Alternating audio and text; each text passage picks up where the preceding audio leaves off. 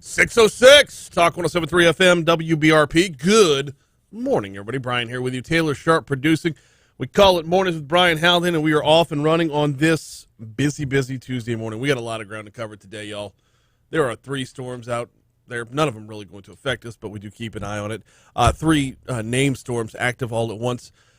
COVID numbers are continuing to set records, but so are vaccination numbers. We'll get to both of those topics in just a second. Let me give you the rundown for today. We are still trying to confirm someone from CBS, preferably. I want to say the request went in for Jeff McCausland. Trying to confirm someone from CBS to talk about what's going on in Afghanistan at 6:35. In fact, Jeff McCausland is now confirmed for 6:35. Excellent. We'll be talking about Afghanistan less than a half an hour from right now. What is going on at this moment? What are we looking at in the near future and the potential long-term future? Is this the end or the beginning of something entirely different? That's at 6:35. In the 7 o'clock hour, every Tuesday at 7:15, we talk with the folks from the Baton Rouge Area Chamber. Today, we're talking with Jada Lewis from City Year Baton Rouge and with Sarah Hainline from BASF. They are your 2 BRAC Diversity Star Award winners, and we will find out what got them there and what that means for not just their companies, but for Baton Rouge as a whole. 7:35, we got audio from a press conference yesterday. Ochsner took to the microphone yesterday to talk about boosters for the autoimmune compromised or the immunocompromised. What does that mean for all of us right now? What does that mean? What's the difference between a booster and an additional dose? And how long before the rest of us have to see another shot? Those of us that got in line to get our shots, those of us that got our shots, are we going to need more? That's all coming your way at 7:35. In the 8 o'clock hour, looking forward to this. Congressman Trey Carter said it yesterday when we were talking about redistricting and whatnot. This means that while the Baton Rouge area has been a District 6 area for some time now, it's time to start paying attention to Troy Carter and Julia Letlow as well. So when we talk to congresspersons, yes, Congressman Graves is going to be on with us every single week, but if I can get Troy Carter every week and Julia Letlow every week as well, I think we'll be better served from a content and information standpoint to know that those with representation in not necessarily a periphery, but definitely our listening area will be on as well. Talking with Troy Carter about the infrastructure deal at 8:15. He will be on to talk about infrastructure, what happens with this $1.2 trillion package now that it's in the hands of the House, and he's got a couple things he's working on. Going to be interesting. Like, politically, I align with Garrett Graves often, very often. Troy Carter, not so much. This is going to be fun. He wants to forgive student loan debt. Curious. We'll break that down at 8:15. Also, something about environmental justice. We'll dive into it. 8:35, we're going to talk with Rob Stuart. Rob Stuart is the head of the LSU Foundation. They are looking to revamp the LSU Lakes. The University Lakes project has been ongoing for some time now. Clearly, there's no visible improvement yet. But what are the next steps, and when are we going to get there? That's coming your way at 8:35. All right, let's start off this morning with what's going on in the tropics. We have 3 named storms right now. First of all, Fred is now back down to a tropical depression. It is, I'm guessing, a little south of Montgomery, Alabama right now. They don't have city names on this map. A little south of Montgomery, Alabama right now. About to cross over into Georgia. Going to head through Atlanta on its way northeast before just petering out once it gets over some mountains. So Fred's pretty much done. It's dumping a lot of rain going along with this system. I want to say some parts in Florida reported 12 inches of rain in a 24-hour period. So that's the latest with Fred. Up next is Grace. Grace is now up to a tropical storm, but we're going to pause on her and get back to her in a second because I want to take a look at Tropical Storm Henri because we need to just dispense with Henri. Henri is a tropical storm, Henri, no, you don't pronounce the H, that is in the Atlantic right now. The cone of uncertainty for Henri, the path that it's expected to take, looks very much like a dog that's about to go to bed. You have a dog sleep in your bed? They always walk in a circle first before laying down. That is literally Henri's path. Henri is going to walk in a circle and then lay down and go to bed. So now we're done with Henri. Let's get back to Grace. Grace actually looks a lot more threatening, to say the least. First of all, it's crossing it has crossed some area that, number one, got Fred, first of all, and then after that, the earthquake in Haiti has left things in shambles in Haiti. Well, Grace has managed to take those shambles and make a roux. It has managed to take those shambles and just douse a whole lot of rain on top of them. So a bad situation in Haiti with a lot of people who are left desolate, to say the least, got worse because of this storm. Now, it hasn't strengthened to the level that it's expected to yet, but nonetheless, that's a lot of water at a time that they really, really did not need it. Now, Grace's path is not expected to affect us either.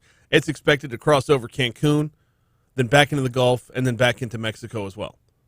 So we're not expecting to see a lot from Grace or anything from Grace in our area at all. It is at a tropical storm status right now. It is expected to remain at a tropical storm status for its duration until it's midway into Mexico when it drops back down to a tropical depression. Yesterday afternoon, to be specific, it was projected that once Grace had cleared the Yucatan Peninsula and got back in the Gulf of Mexico, it was going to get up to a hurricane. Now it's not on that path, or not on that path of strength anymore. So, 3 active storms right now. Clearly, we're getting to that part of hurricane season where we start to hear a lot more news on a much more regular basis. 3 active storms, none of them going to affect us, but should a storm enter the Gulf of Mexico, you could track it with the Demco Stormwatch page. You could find out everything you need to know with the Demco Stormwatch page at talk1073.com. From a coronavirus standpoint, state reported 13,239 new cases yesterday. That was over a 3-day period because they don't track cases over the weekend. I can also tell you that there were 65 new deaths reported from Friday through yesterday. And the number of people in the hospital went up by about 50. It's at 2,956 as of yesterday. 417 of them are on ventilators. We'll have a lot more on that, vaccinations, boosters, additional shots, whatever, as the show wears on. Right now, though, we're coming up on our first break here on Talk 107.3 FM. Before we take that break, got to tell you about the folks over at Go Slim Nutrition, GeauxBR.com. Go Slim, sorry. GeauxSlimBR.com is the website. I went in for my weigh-in last Friday. Got my, once a month, I'll get what's called an in-body, where you stand on this little machine. It takes your weight, but you got your thumbs on these little sensors, and it reads, I don't know, the moisture in your body or something like that. Come to find out, my percentage of body fat is lower than it's been in half a decade. My muscle mass is greater than it's been in a very long time. But health-wise, completely on the right path. And doing it without turning my life upside down. Go in every single week and weigh in. They've got the diet food. Yes, they've got the protein-based diet food, and that's fantastic. And it's wonderful. In fact, I just had a caramel sea salt breakfast bar. That's great. But it's the accountability that makes the difference. Give Vicki and her team a call at 763-9627, 763-9627. Please mention you heard about it right here, or just swing on by. They're on Bluebonnet at Perkins, right next door to Rouse's. GoSlimBR.com.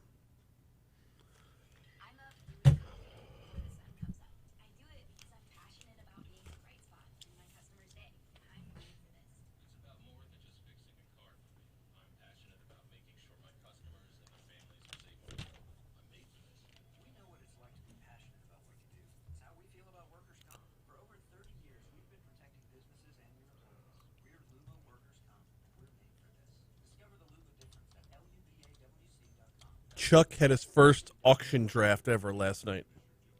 I feel bad. I might have given him some poor advice. Some incomplete advice. I gave him really good advice, but it was incomplete. I said the aggressors are rewarded in an auction draft. So he spent way too much money on Jamar Chase and Travis Kelce.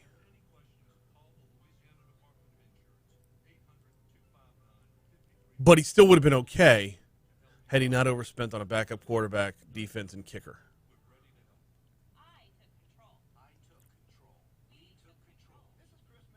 He's going to be all right, though. Decent-looking roster. I'm a big fantasy football guy. I love doing it. Right now, my whole group's in a big argument about whether it's going to be 12 or 14 teams this year. 14 is a lot. I can't stand 14. Why am I going to do 14? It really, well, it will test the limits of who knows what they're doing and who's paying attention. Exactly, and that's why nobody wants to do it, because nobody wants to know what's up. You got 16, 17, and 18 here, too? I do. Thank you, sir. Morning, everybody on YouTube. Morning, Christy. Hope you're watching this morning.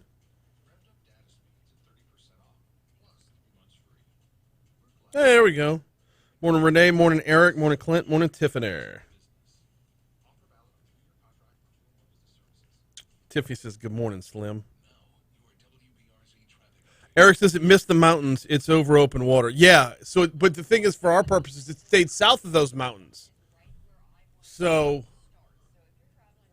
won't affect us at all.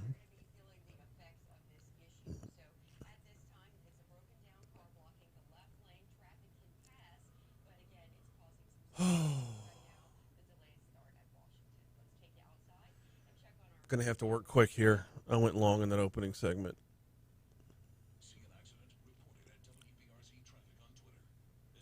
Spent a lot of time talking about how Troy Carter's a Democrat, and I'm very much not.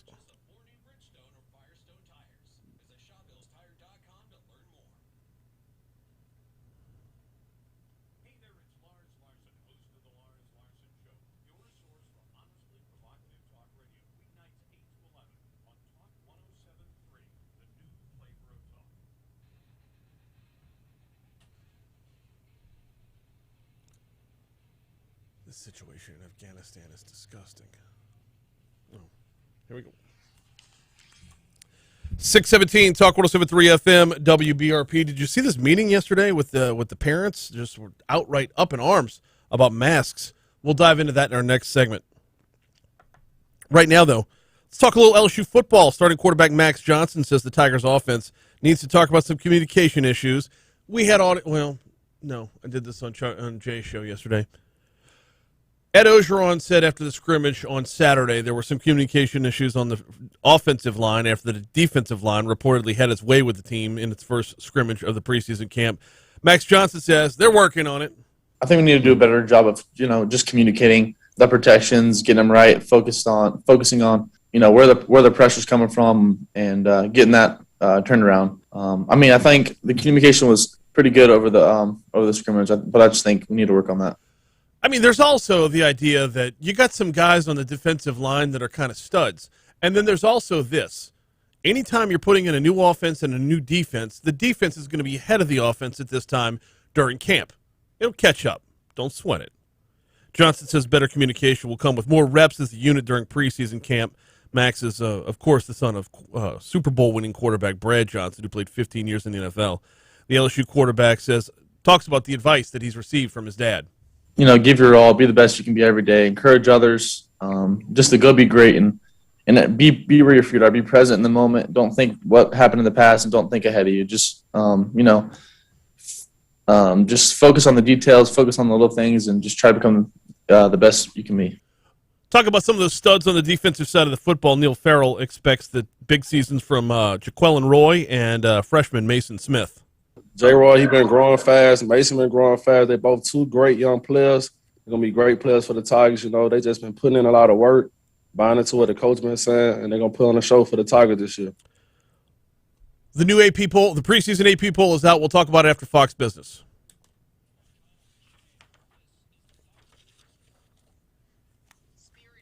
Bump, bump, bump. Bump, bump, bump.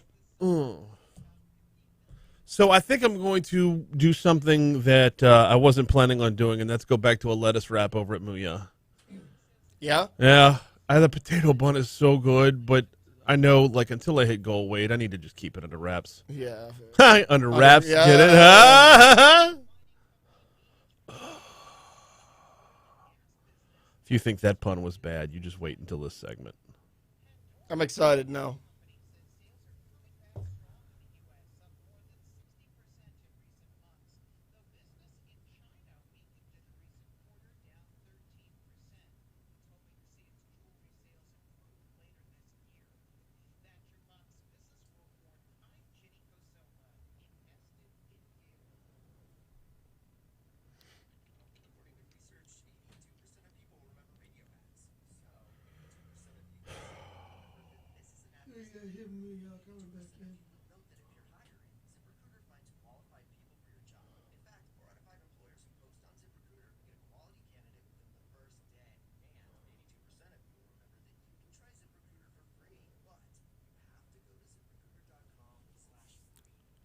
Yeah, I'm going to do AP poll, then Muya, then the mask story.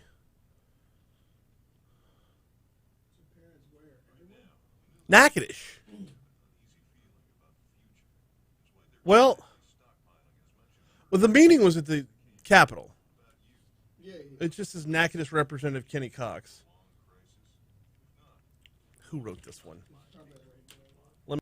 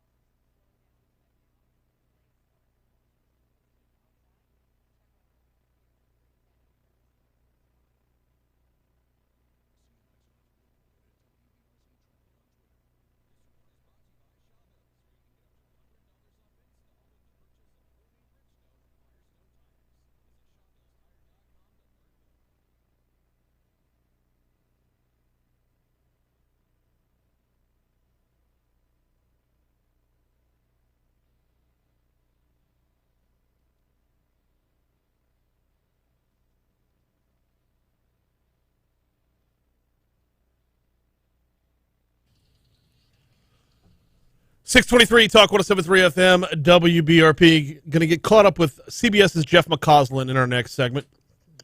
I know Max Johnson says stay in the moment, don't look to the future, but we kind of have to forward tease in this business. Jeff McCausland is going to join us to talk about the deteriorating situation in Afghanistan and what we can expect in the short term and the long term. And honestly, how did we get here? That's all coming your way at 6:35. Going to talk about this mask mandate meeting that went on yesterday at the state capitol in just a minute, but we kind of ran out of time in our sports segment before running down. The Associated Press's preseason top 25 college football poll is out. As expected, Alabama number 1 in the country. Oklahoma getting the number 2 ranking, Clemson number 3.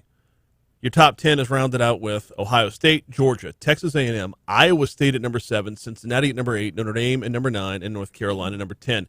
If you're curious, LSU is coming in at number 16 overall. Not the only Louisiana school in the top 25, as the ULL Raging Cajuns are at number 23. One slot behind Coastal Carolina. There are 5 SEC teams in the top 25. I told you about Bama, Georgia, and Texas A&M being in the top 10. LSU at 16. Then Florida is also in the top 25 at number 13. However, 5 right now. Looking at the SEC a year and a half, 2 years from now, that bumps up to 7 because you got Oklahoma at number 2, and Texas is at number 21 overall. So A&M 6 in this poll as well. Yeah. A&M, I'm calling it now. They are the Notre Dame of the Southeastern Conference. I mean, tons of hype, unwarranted. Media loves them for no reason whatsoever, and they never live up to expectations. You're not going to get an argument from me. Nope. Cincinnati seems high to me, but we'll get there. Anyway, we are still a couple weeks away from kickoff. The college football season, week 0 is only 2 weeks away, less than 2 weeks away. Not this coming Saturday, the next is week 0, which I hate the week term. 0. Yeah, it's a stupid term. It makes sense, though, because not everybody's kicking off. You just have a few special games that's going to cause you to pay attention to a number of teams that you wouldn't otherwise pay attention to, and that's great. I love it. Just let's figure out a different name for it. Week 0. I got it. What? Crazy one here, okay? Bear with me. Okay. It's a reach opening week. But it's not. It is. No, for like a handful of teams, not Okay, for everybody. This is opening week. Everything else is week 1. This opens college football. You know I don't what? know. You're We'll have right. to break Let's keep it a week 0. There's room to work here, Taylor. We just need to do it off air. Tense meeting at the state capitol yesterday. We'll break that down in just a minute. Got to tell you about the folks over at Mooyah Burgers, Fries, and Shakes. Took the family out Sunday evening. Stepped away from a normal double Diablo. I went and got the campfire burger, which is phenomenal. The campfire sauce, sweet with a little bit of spice to it, sweet with a little bit of heat. Very good stuff. Sweet potato fries dipped in the honey. You can't go wrong there. Yes, I could stray from the diet once in a while, and when I do, I got to make it worth my while, which is why we go to Mooyah. The entire family gets what they want. The entire family ends up being happy. Look, when you're looking for a place to take the family to eat, making sure everybody, A, eats, and B, enjoys it is just, that's a win. And when you add the level of service, the quality of ingredients, and everything else they do at Mooyah into the equation, I walk away satisfied every single time. 2 locations. We went to Segan Lane the other night, but they're also on Bluebonnet at Highland as well. Segan just north of Industrialplex, just north of Industrialplex, and Bluebonnet at Highland. Mooyah Burgers, Fries, and Shakes. All right. Numerous tense moments yesterday, and you're going to hear more about this in news in just a minute. Parents and concerned residents making their voices heard at the state capitol over mask mandates in schools. Brandy Pugh of Unmask Our Kids in Louisiana told lawmakers the data that's been presented by state health officials are based on lies. We are asking for parents to have the choice to mask their kids in school. From what I've heard from Dr. Cantor and Mr. Block and their hypocrisy, that's exactly why we don't trust our government with our kids. Then pull your kids out of school. These are state-run schools. Homeschool your children. Private schools for children. I send my kids to a Catholic school because I believe in a Catholic education. If I wanted to be subject to all the laws and regulations that the state has, I would send them to a public school. There's alternatives out there. Natchitoches Representative Kenny Cox questioned Pugh about the ifs and putting their child and other children's lives in danger by removing face masks in Louisiana schools. Death is hard to deal with. And we got a lot of, and kids are dying now. There's 10 that have died in Louisiana. I thought he said that's 10. It's 10. That is the true number. All right. And you know what? She ain't wrong there. There's something to be said about protecting our children's health, but there's also something to be said about letting the hyperbole run amok. And don't get it twisted. I'm not straddling the fence here. There's room for both sides of this argument. But don't let hyperbole rule the day. She's not wrong. And we talked with Dr. Bo Clark yesterday. He's our East Baton Rouge Parish Coroner. Asked him what's the youngest person to have died from COVID in Baton Rouge. I think we're speaking specifically about the Delta variant, which is what we're facing right now, which is so overwhelming they don't even test anymore to see if you've got Delta. It's just assumed at this point when you get in the percentages of the 90s. 32. 32 years old. It's the youngest person in EBR or to cross the EBR coroner's office to have died from COVID. Be careful with that hyperbole. This is how you get to that. This is how you get to that level of anger. If you say all of our children are going to be dead tomorrow, then people will fight back. They will dig their heels in and fight back, and that's what we got yesterday. That being said, though, can we be done with the debate? The mask debate? Others testified in favor of masking and the vaccine. Pugh contends forcing a child to wear a mask is abuse. The governor mandated to put this on my kid's face for 7 hours a day. It's child abuse. It's not. It's not right. And I don't want our children to be in a classroom for 7 hours a day with masks. Now, you're just as bad with the hyperbole as he is. Child abuse? To wear a mask? It's no more child abuse than to have them wear shoes, for crying out loud. The debate needs to be over. All right, we're going to shift gears, and I'm going to continue on this during news if you want to watch us on YouTube. We're going to talk Afghanistan with Jeff McCausland next. This is very much just for YouTube, by the way, not doing this on the air. I'm sick of the mask debate. I'm sick of the mask debating. I'm sick of the mask debaters.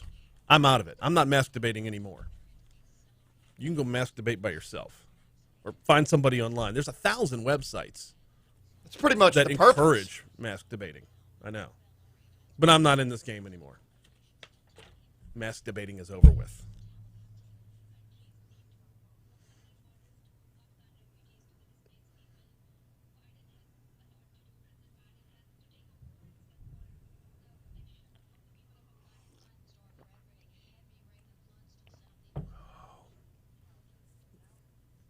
I mean, I'm sure you could find somebody else to mask debate with you.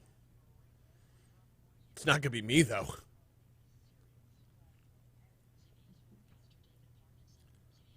I mean, and what do you get out of it anyway? I'm Jeff Palermo in the Talk 107.3 Baton You're not Rouge impressing newsroom. people. Several parents went before the House Health and Welfare Committee to express their opposition to face coverings in the classroom for their children. Hey, there's the story we were Natchitoches talking Representative Kenny Cox asked one mother if it's worth putting her child or another child's life in danger by removing face masks in schools. Death is hard to deal with, and we got a lot of, and kids are dying now. There's 10 that have died in Louisiana. I And thought he said that's 10. It's 10. That is the true okay. number. All right. Brandy Pugh of Unmask Our Kids in Louisiana contends forcing a child to wear a mask is abuse. The governor mandated to put this on my kid's face for 7 hours a day. It's child abuse. It's not right. And I don't want our children to be in a classroom for 7 hours a day with masks. Bessie is expected to discuss this issue at its full board meeting tomorrow. STEM and healthcare students who are close to receiving a degree may be eligible to receive a completer's grant from the Louisiana Office of Student Financial Assistance.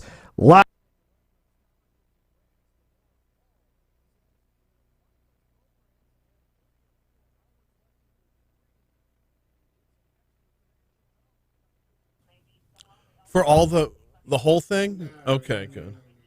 Whenever you push your mic.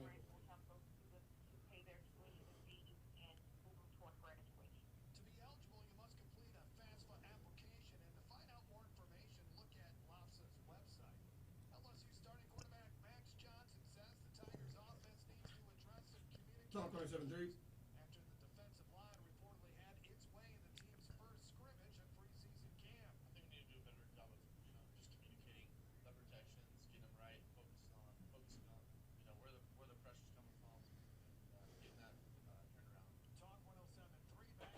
Fast talker or curmudgeon? Son of a bitch. So sick of this. Email Bo and Cade right now. If I come in and I forget to turn everything off when I get Yeah. here, you're going to find out. And I forgot this one. Oh, you need Jeff McCausland's phone number.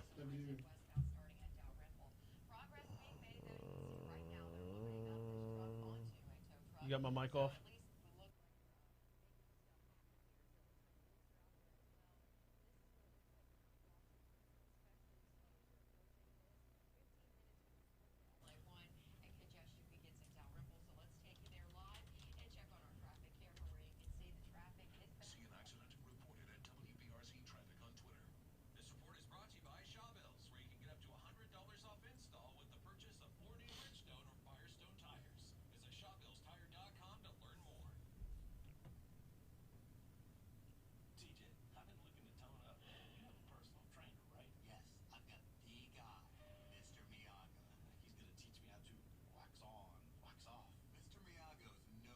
Yes, sir. This is Mornings with Brian Haldane. Mornings with Brian.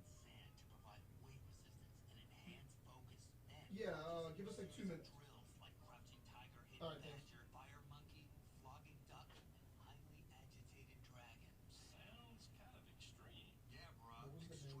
got a guy these days. And if you're looking for the right automotive guy, it's AGCO Automotive. We make it easy.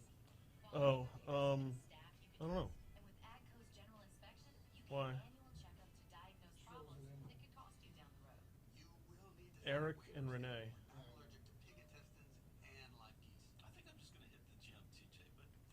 Get automotive peace of mind.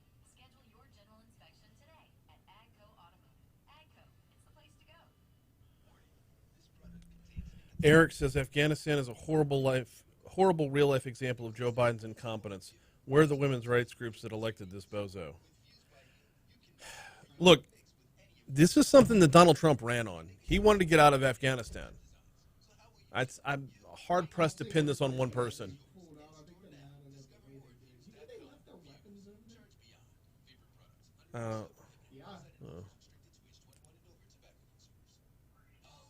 It just, this is what I will talk about this from a news perspective, not a political perspective, because there are so many facets to this equation.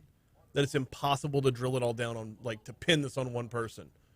Spent 4 years listening to the left call Donald Trump the boogeyman for everything. Hell, 5.5 now, because it hasn't stopped.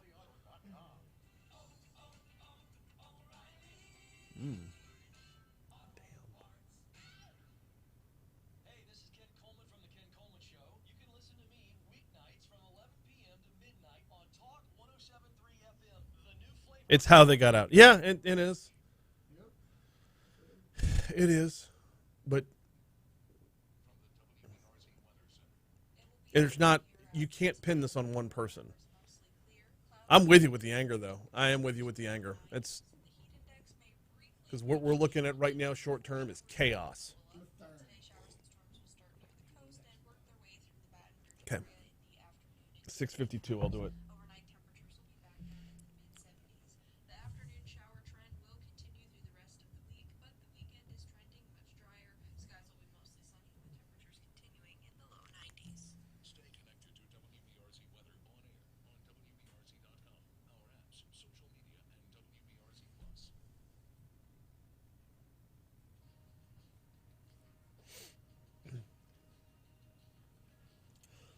Plus.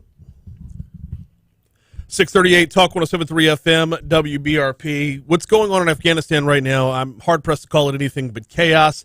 Here to make some sense of it is CBS's military consultant Jeff McCausland. Jeff, welcome back to the show, sir. How are you? Brian, I'm doing well, and hope you are also. Absolutely, we are down here as well. All right, let's try to make some sense of what's going on over there. If we could rewind the clock, though, how did this degenerate to this point? What we saw in the last few days and weeks, of course, is a dramatic offensive by the Taliban across the entire country, to the point that, if you look back when President Biden made his announcement about the withdrawal, the Taliban controlled about 75 districts out of the 400 or so that comprise Afghanistan. In that period of time, from 15 April until now, about 4 months, they have now taken control of the entire country to include Kabul. And, of course, we now have thousands of Afghans and Americans stranded at the Kabul International Airport, trying desperately to get out of the country, witnessing these scenes from the airport that, frankly, for many of us of my age at least, bring back sad memories of Saigon in 1975. A lot of folks are referencing Saigon in 1975. The fact that there's an embassy involved, I can't help but think of Iran for what's going to happen in the near future, in the late 70s. But getting out of Afghanistan is not an idea that was unique to Joe Biden. This is something that Donald Trump actually ran on. So how much of this is about the devil in the details? How much of this is about the execution of it? Well, that's exactly right, Brian. You put your finger on it. There's two issues here. In the president's speech yesterday, he primarily focused on the first, the policy decision he made on the 14th of April to withdraw from Afghanistan. He stands by that policy decision. Mm-hmm. And many people do. In fact, most polls suggest the majority of the American people support that decision. And the second question, though, is the plan for the physical withdrawal, how you executed that withdrawal. And I think, at least, the president is subject, as well as his administration, to lots of criticism. As we can go back to the 8th of July, turning the clock back to that, and the president gave a speech and did a press conference in which he assured the American people that the possibility of the Taliban taking control of the country and the capital was highly unlikely, and dismissed this as a real possibility. Here we are, a scant month later, with it actually happening. Yeah, it's not a very good predictor of the future. I mean, he was vice president when ISIS was called the junior varsity. That was a few years ago, but nonetheless, it does come back to mind at a time like this. All right, let's look at the Taliban right now. What can we expect in the short term and the long term? Can we actually expect the Taliban to be considered a legitimate government or running of a country? Well, in the short term, at least, the big question is, will the Taliban allow us to peacefully continue air operations at the airport to evacuate Americans as well as those Afghans that worked with us? And so far, the last 24 to 48 hours suggest they may well do that. It's been reported things have quieted down at the airport. About 800 people were able to get out of the airport yesterday. And the Pentagon is now saying, based on U.S. military aircraft alone, when they can ramp up to 5,000 to 10,000 people a day being evacuated from the airport. And that doesn't even include the commercial side if that's able to reopen. And it's also reported that the airport is under full operation on the military side, at least, at this particular moment. The Taliban seems to be cooperating with that. There are even reports of them basically providing security outside the airport to stem this massive refugee flow that we all saw on our television set. Longer term, what can we expect? There are hopes, of course, that the 2021 Taliban will not be the 2001 Taliban in terms of the medieval application of extreme Sharia law on the population. But reports from areas they have taken under control earlier in the last days and weeks suggest that's what we may actually expect. The imposition of Sharia law, women being forced back into traditional Arab or Muslim garb, the burning of schools, not allowing girls to go to schools, cutting off people's hands for minor infractions, those kind of things, has started to occur. And whether or not that will occur more broadly as they take full control of the country remains to be seen. They have announced a full amnesty for all those who served in the Afghan military or served in the Afghan government. Whether, again, they will honor that in future remains to be seen. Their track record isn't great. We've been at this for 20 years now, but it's a situation that's gone on, it feels like, since the beginning of time, in that this is, I mean, we were in Afghanistan back in, late 70s, early 80s, when they were fighting against Russia. Will there ever be a time where Afghanistan can build its own army? Well, they can build their own army, and you might say they built their own army, and they call it the Taliban. Well, so the real question, I think, is, as you say, this too, you can still go back to the dawn of time for the United States over this last 20 years. And, it's ironic that right now when you and I are talking, there's some 18-year-old GI or Marine pulling security on the Afghan International Airport apron who wasn't even born when September 11th, 2001. But Afghanistan, though it may not be a focal point of U.S. foreign policy as it has been for the last 20-odd years, will remain a point of great concern as we focus now, I think, on intelligence of what occurs there in future. What does the Taliban actually do? Do they reestablish their ties with al-Qaeda? Do they allow al-Qaeda to flourish on their territory, or other groups like the Pakistani Taliban, ISIS, or other terrorist groups that might then in future threaten the United States or our allies with attacks like we saw 20 years ago? Where is everybody else? Where are the other nations when it comes to this? I haven't really found any other information about any other nations within the United Nations that are stepping up when they see the potential of Sharia law being re-implemented.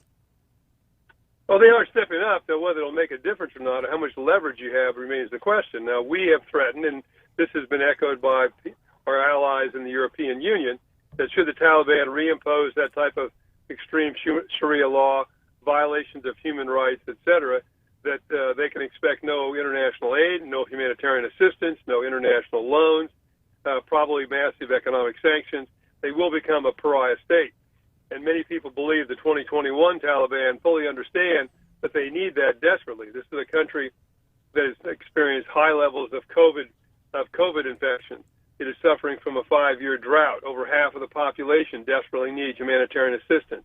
There are roughly 1.5 million refugees from Afghanistan and Pakistan, another million in Iran, 500,000 in Turkey, and those refugee flows grow.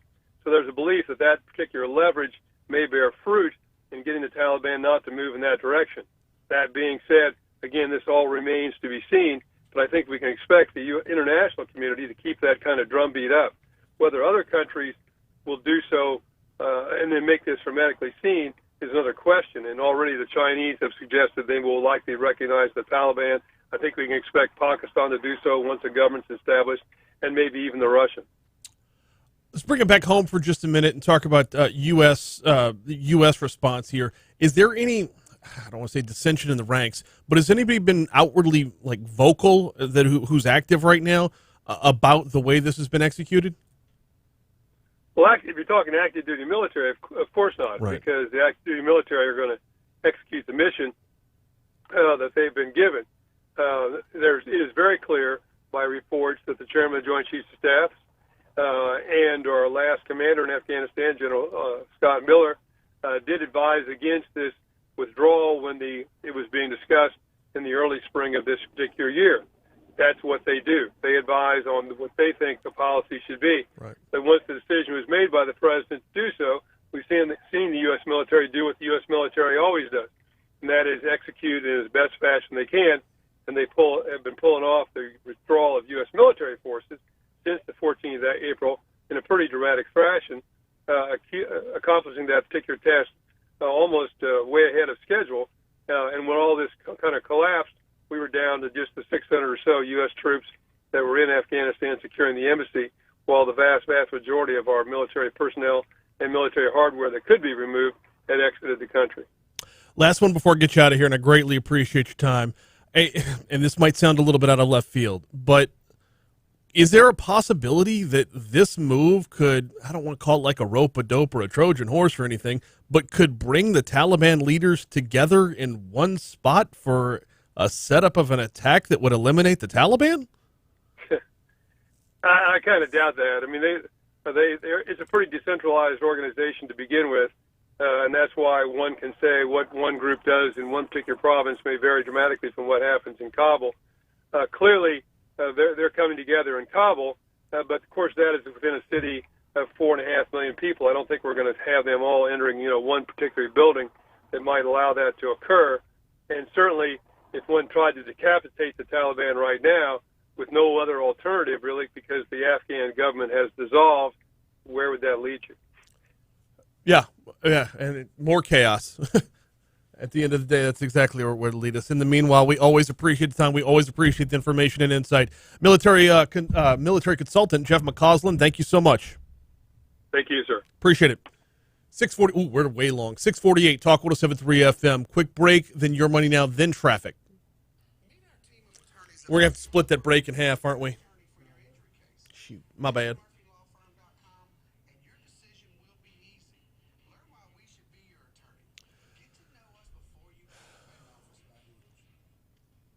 America's infrastructure connects our communities and makes our nation work. These systems are vital to our everyday lives and Louisiana's economy. That's why Senator Bill Cassidy led the way in passing legislation that makes critical investments in Louisiana's roads, bridges, and I hate when a listener asks a question or submits a question and says, "Would you mind asking about this?" And I know it's going to be dumb, and I ask it anyway.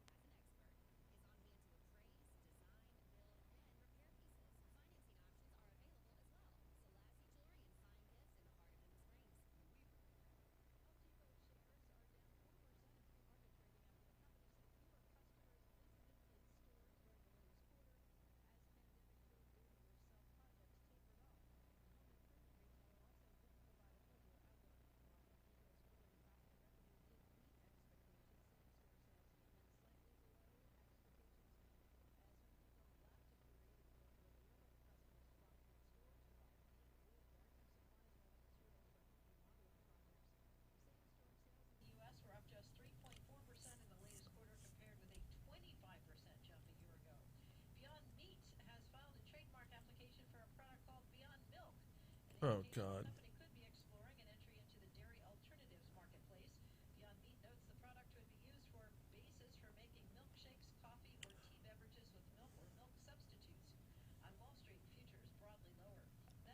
Coffee's good again this morning, by the way. I don't know what was wrong. I bet the pot wasn't cleaned. Oh, yeah, at least that's how I can blame someone else.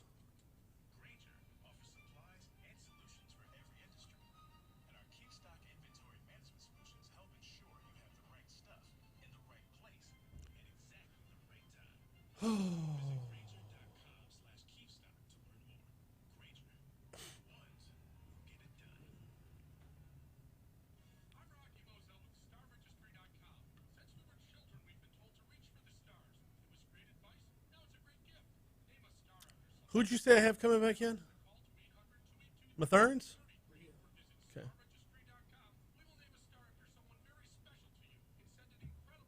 Oh, good, because I'm talking about LSU anyway, so. Perfect. Yep. Dude, is that what the cuts you need? I don't need cuts here. No, I know. You sent me Tuesday cuts. Is that for the 7:35 segment. Sienna Body's Bistro is cooking with love. Delicious Cajun goodness for lunch, dinner, or family combo to-go meals with limited dine-in or curbside pickup. Call 225-749-6354. At Louisiana Body Bistro, we're not just something, we're something else.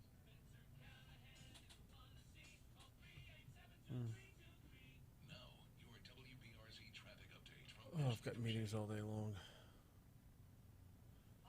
Did you have to get in on this Enneagram training? No, Jason did me. They're doing like a second round later. Later, like how much later? I've got to do it split. I'm going to the second half of the first session and the first half of the second session. Yeah, well, he's making me and Danny do it because Paul's not here right now, so we're all kind of like pulling done. He was like, I can't have one of y'all go do it, and then the next person works. So this Enneagram stuff is going to be very, very good, long term, but short term.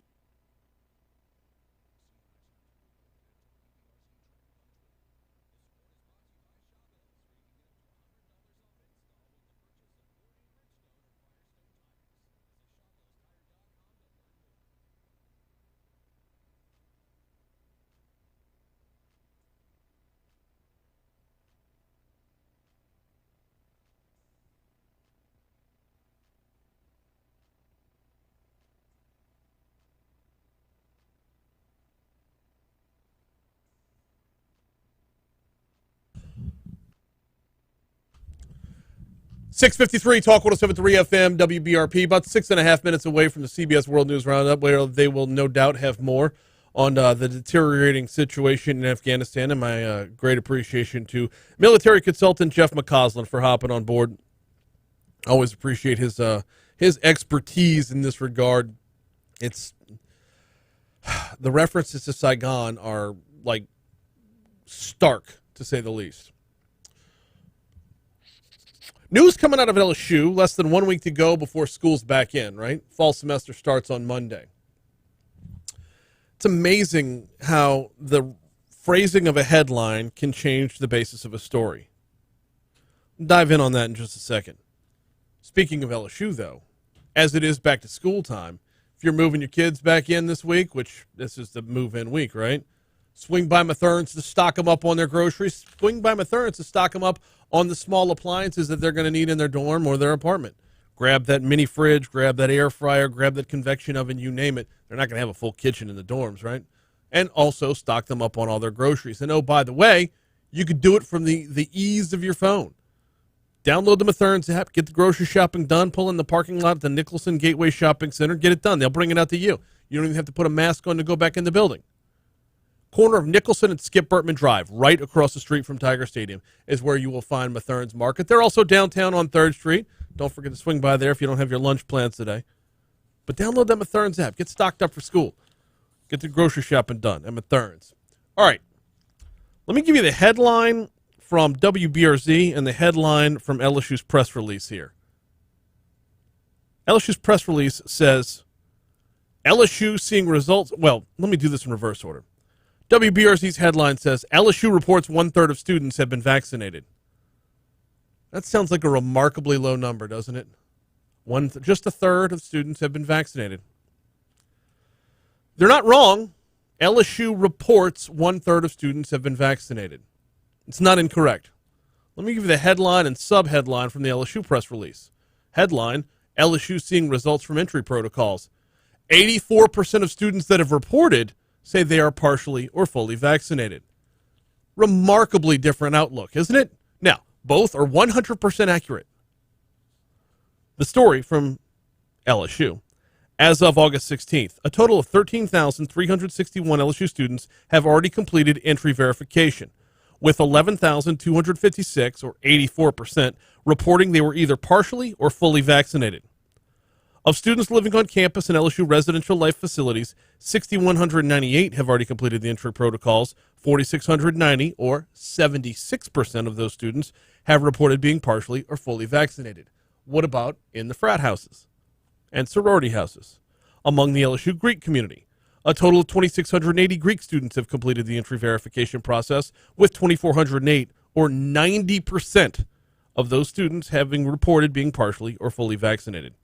In addition, LSU's fraternities and sororities have held a number of vaccine events, including one that one actually coming up today, 4 to 8 p.m. at the Kappa Sigma Fraternity House, 15 Dalrymple Drive. Now, going back to the WBRZ story, they're not wrong. At least 11,000 LSU students, roughly one-third of the student body, have been vaccinated for the coronavirus as of Monday. Truth of the matter is, it's probably a much higher number than that.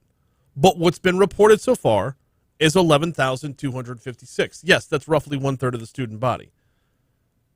But I saw the press release, and then I saw the story, and I was like, wow, that is a stark contrast as well. Also, interesting to note that the highest vaccination rate on campus was reported in the LSU Greek community. So far, that is the highest rate on campus. Now, here's the question. Where do the numbers go from here? Making a gross assumption, but one would have to think that the people who were reporting earliest are the ones who've been active in their vaccinations. The numbers are so high right now because if you're already vaccinated, you're eager to get it out there that you're vaccinated. Vaccinated, vegan, CrossFit, we all want to talk about these things, whether people ask about them or not. So I would imagine if LSU asked, they're like, yeah, we're vaccinated. I would have to imagine that as the week wears on, those numbers are going to dwindle. It's not going to stay at 84%, although kind of tough to believe it would drop all the way down to the one-third that was the impression from the other version of the story. What are the entry protocols from LSU? By the way, we're going to have someone from LSU on probably on Friday. I'm hoping Friday. I want to get as much information in for the full week as possible. In order to comply with the COVID-19 Fall 2021 entry protocols, all LSU students are providing one of the following items prior to arriving on campus for the fall semester. Proof of a negative COVID-19 test result no more than 5 days prior to arrival. Proof of COVID-19 vaccination. Or, this one's interesting, proof of a positive COVID-19 test result no more than 90 days prior to arrival on campus. Really? So if you were positive within the last 90 days, they're working that antibody angle as well for a little natural immunity. Interesting to see that play out. And we'll talk with LSU, like I said, as we get closer to the opening of the semester, which is coming up Monday. In the meanwhile, we're coming up on CBS News. It's time for the CBS World News Roundup. Next hour, we're talking with City Year and BASF. We've got some audio from Ochsner as well. Right now, here's CBS.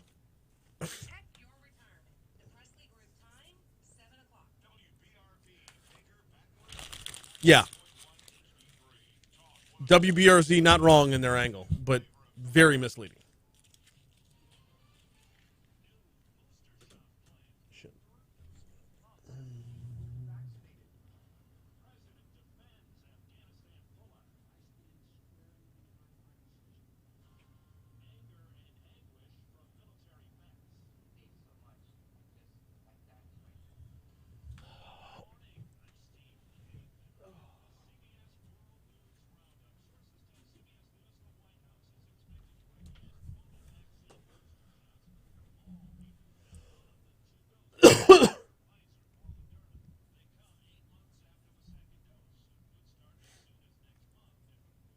I will say this. Anytime you tell your enemy exactly when you're going to do what you do, you're making a mistake. I don't care what you're looking at, whether you're looking at evacuating your forces from a country or whatever. Anytime you show your entire hand,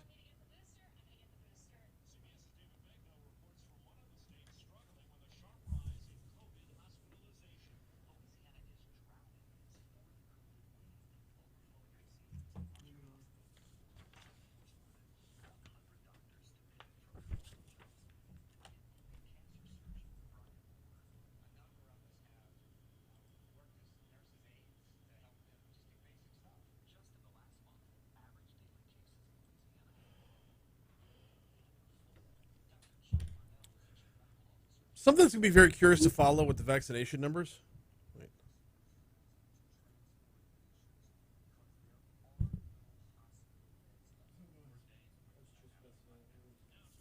I was waiting for him to wrap up that. Something that's going to be interesting to follow, though, is if the 18 to 29 demographic is the lowest for getting vaccinated, right?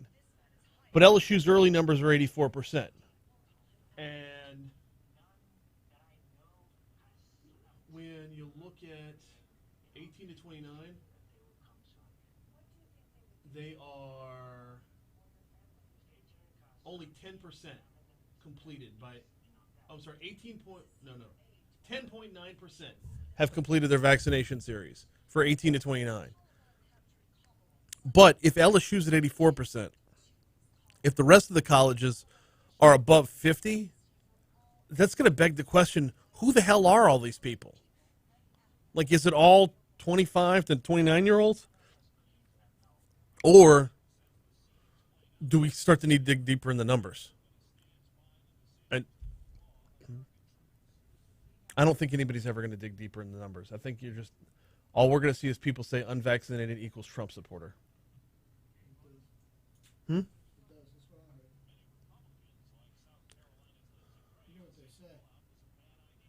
No, I don't. If you hear it, it's got to be true, right? Yeah. That's what they say, man. Well,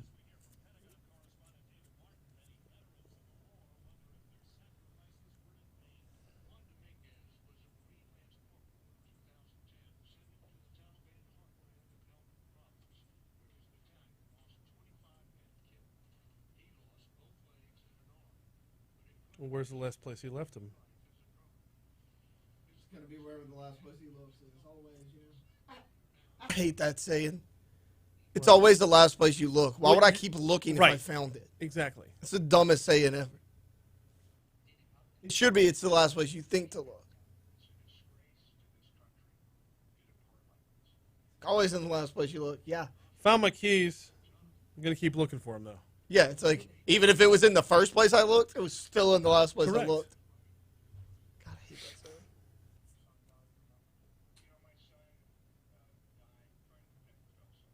Morning, Christy.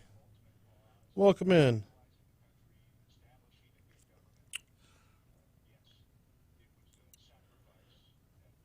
Wow.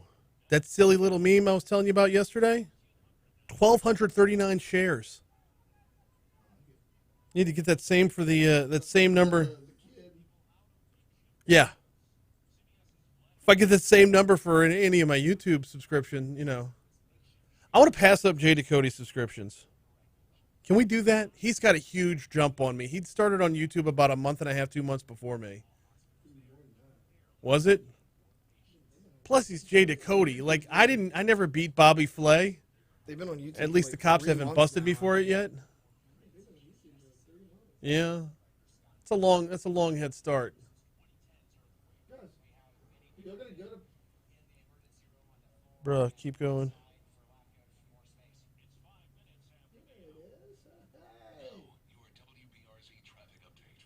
Never doubted him. Never once. No major crashes going on now, especially now that all lanes are open on I-1. That's now clear. The Atlanta Falcons are the first to have 100% COVID vaccinated. So something else is going to stop them, not COVID, right? This was easy, though. They told him inside each of those needles was the Lombardi Trophy. And they bought it because they've never seen one up close.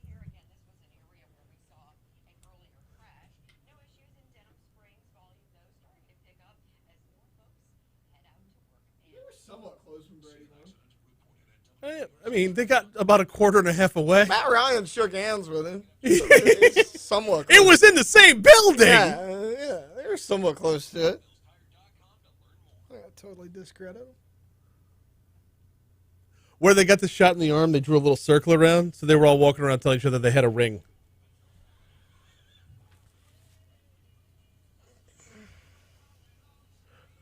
I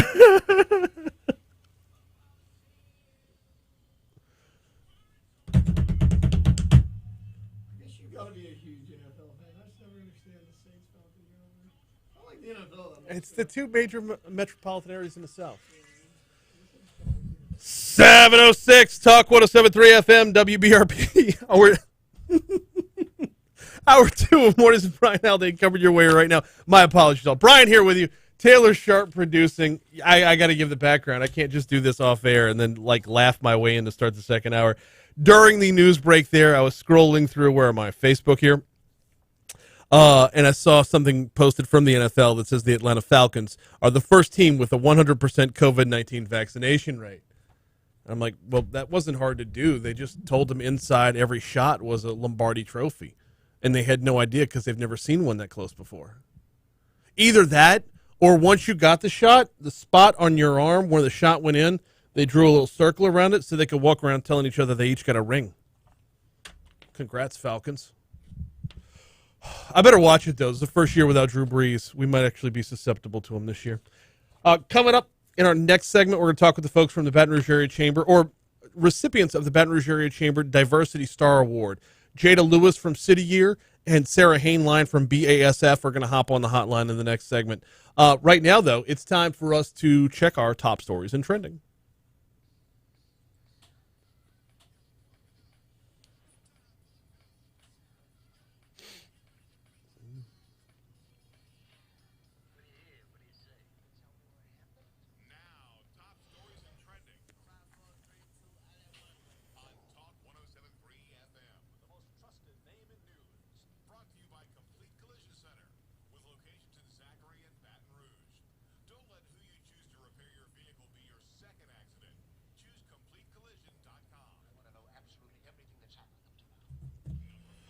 East Baton Rouge officials shot down a proposal for a new subdivision in the Zachary area on Monday. The EBR Planning Commission denied the proposal for a 986-home neighborhood at the intersection of Groom and Old Scenic Highway. There was effectively no outside support for the proposal, only the applicant voicing approval for the plan. Several Zachary leaders spoke against it, including Police Chief David McDavid. The vote came after the item had already been deferred from another meeting a month earlier. Shocking turn of events in Mid-City. A dilapidated vacant house in the Mid-City section of Baton Rouge has been holding a secret, possibly for many years. A body so badly decomposed that only the skeleton was found. Quote, when I realized it was a body, I was stunned. I got out of there, Mid-City resident Robert Perkins said. 75-year-old Perkins lives right next door, discovered the remains on Sunday on the floor of a bedroom inside the vacant house on Roselawn Avenue. My eyes went straight to the floor on that body. I thought it was a Chucky doll, Perkins said. He passed the skeleton 3 times when he went through the vacant house to get building materials stored in the backyard. I just saw the skull part and the feet. Didn't look it had any shoes on, Perkins said. The body so badly decomposed, police can't say if it was a man or a woman, nor a possible cause of death. LSU's forensic lab is helping to identify the remains. I love that he threw in there that he didn't know what kind of shoes they had on. He did. Well, he didn't have no shoes. They had the Jordan 1s on. How about the fact that he had the... I still think that's probably more recent. How about the fact that he walked past it 3 times? Right? Yeah. Baton Rouge police responded last night to a shooting at the 5400 block of Packard Street. Shooting happened Monday night around 9. Police confirmed 1 person was shot. The extent of the victim's injuries are unclear at this time. No suspects have been identified. Authorities in Baton Rouge are investigating a deadly double shooting that occurred Monday night in Zion City. According to the Baton Rouge Police Department, shots were fired in the 7400 block of Simplex Street around 8:55. Is this the same story, but it evolved?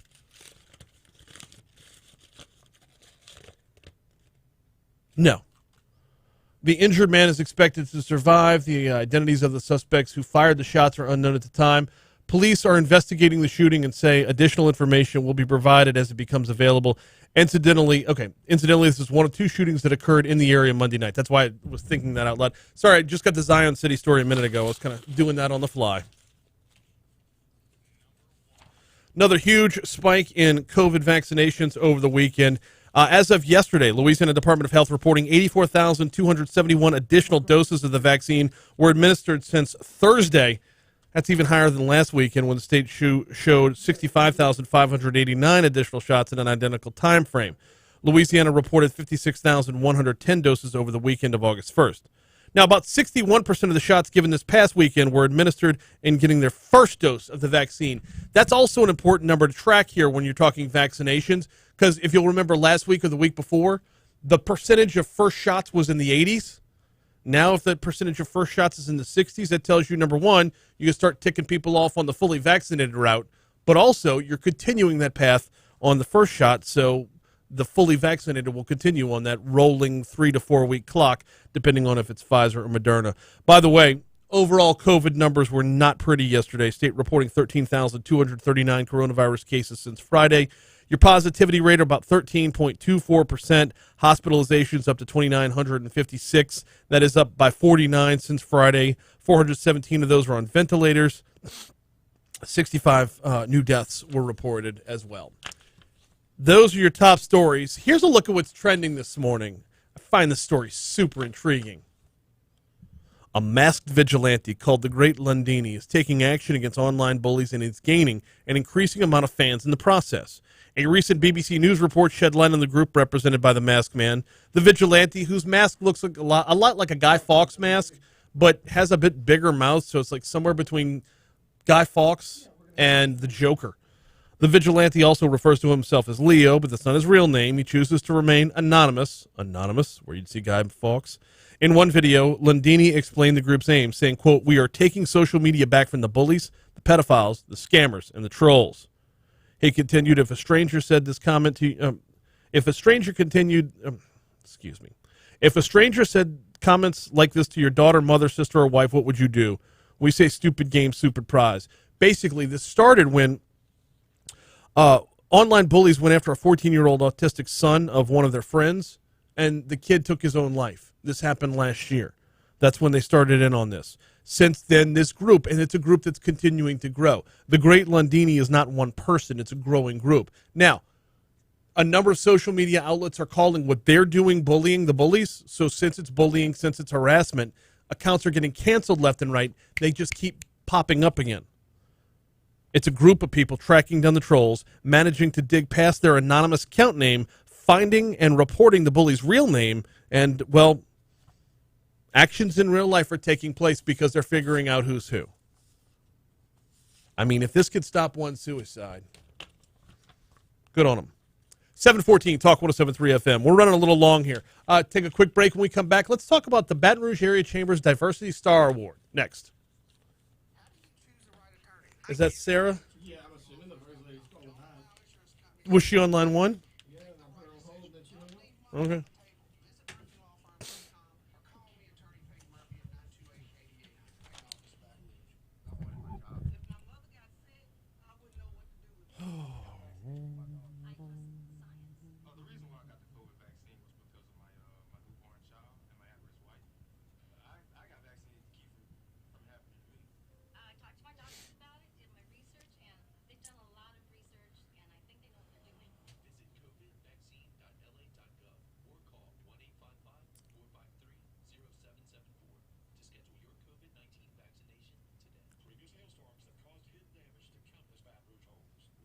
I didn't get the denim thing.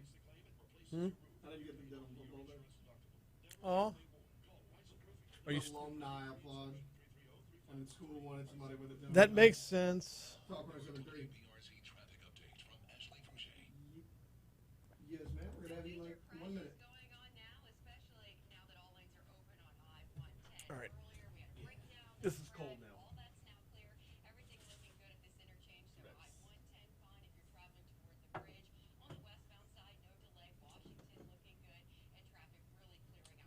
When's Walker football coming after you? Oh, wait a minute. How can you do color commentary on Friday night if you're coaching on Friday night?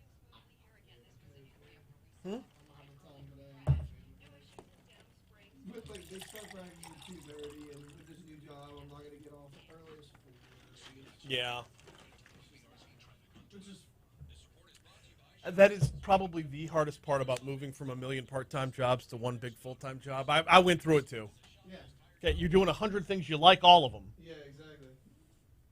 Constantly exhausted, but you're exhausted because you're doing what you like. Yeah.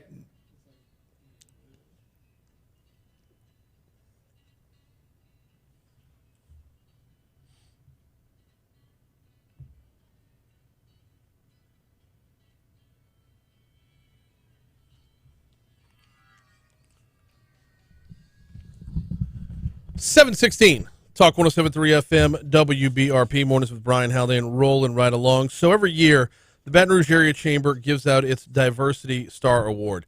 It was created with a goal of highlighting exceptional business practices taking place in the capital region that leverage the value of diversity in organizations. The award seeks to honor and recognize regional businesses that have championed diversity and inclusion at their businesses in their community. This year, those recipients are, from the small business side, City Year Baton Rouge. Jada Lewis with City Year Baton Rouge joins us now. And from the large business side, BASF, represented by Sarah Hainline. Jada, Sarah, welcome to Talk 107.3. How are you? Doing well this morning. Doing great, thank you. Glad to have you all on. Sarah, you've been on a couple times. Glad to have you back. Let's talk a little bit about the Diversity Star Award. What got y'all on the path to, and we're going to do this one at a time, so I'll start with Jada. What got City Year on the path of wanting to apply for it?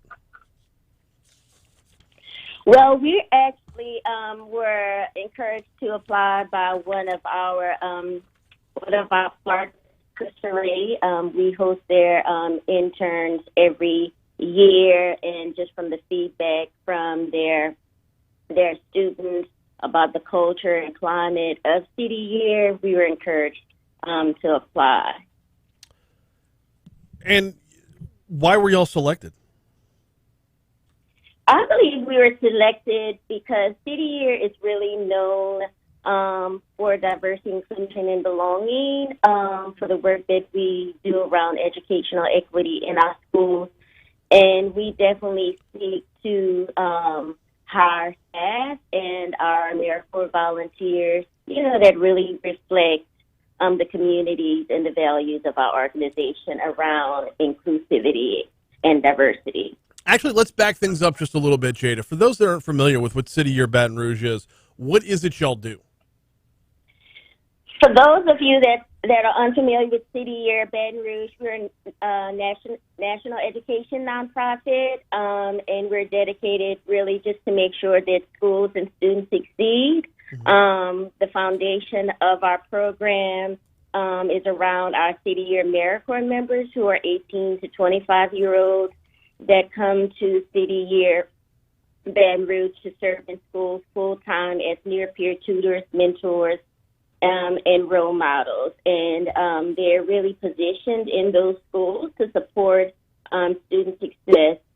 This school year, 2021-2022, we have 60 AmeriCorps members that support in 6 public schools here in Baton Rouge and supporting over 2,500 students every day. We're going to push pause on that theme for just a minute because there is a theme that's going to develop here in just a second. Sarah Hainline with BASF is also on the line with us, our large business winner as well.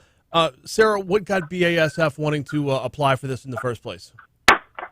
Well, Sue, we've done a lot of work over the last few years around diversity and inclusion, and we're very involved with FRAC as well. And we saw that the application was out there, and we talked among our team, and weren't sure, if we were ready to apply for an award.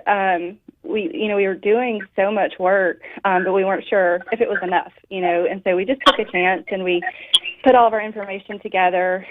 We knew we were doing good things, and so we wanted to just see, if we were, doing enough to be recognized in this way, and turns out that we were.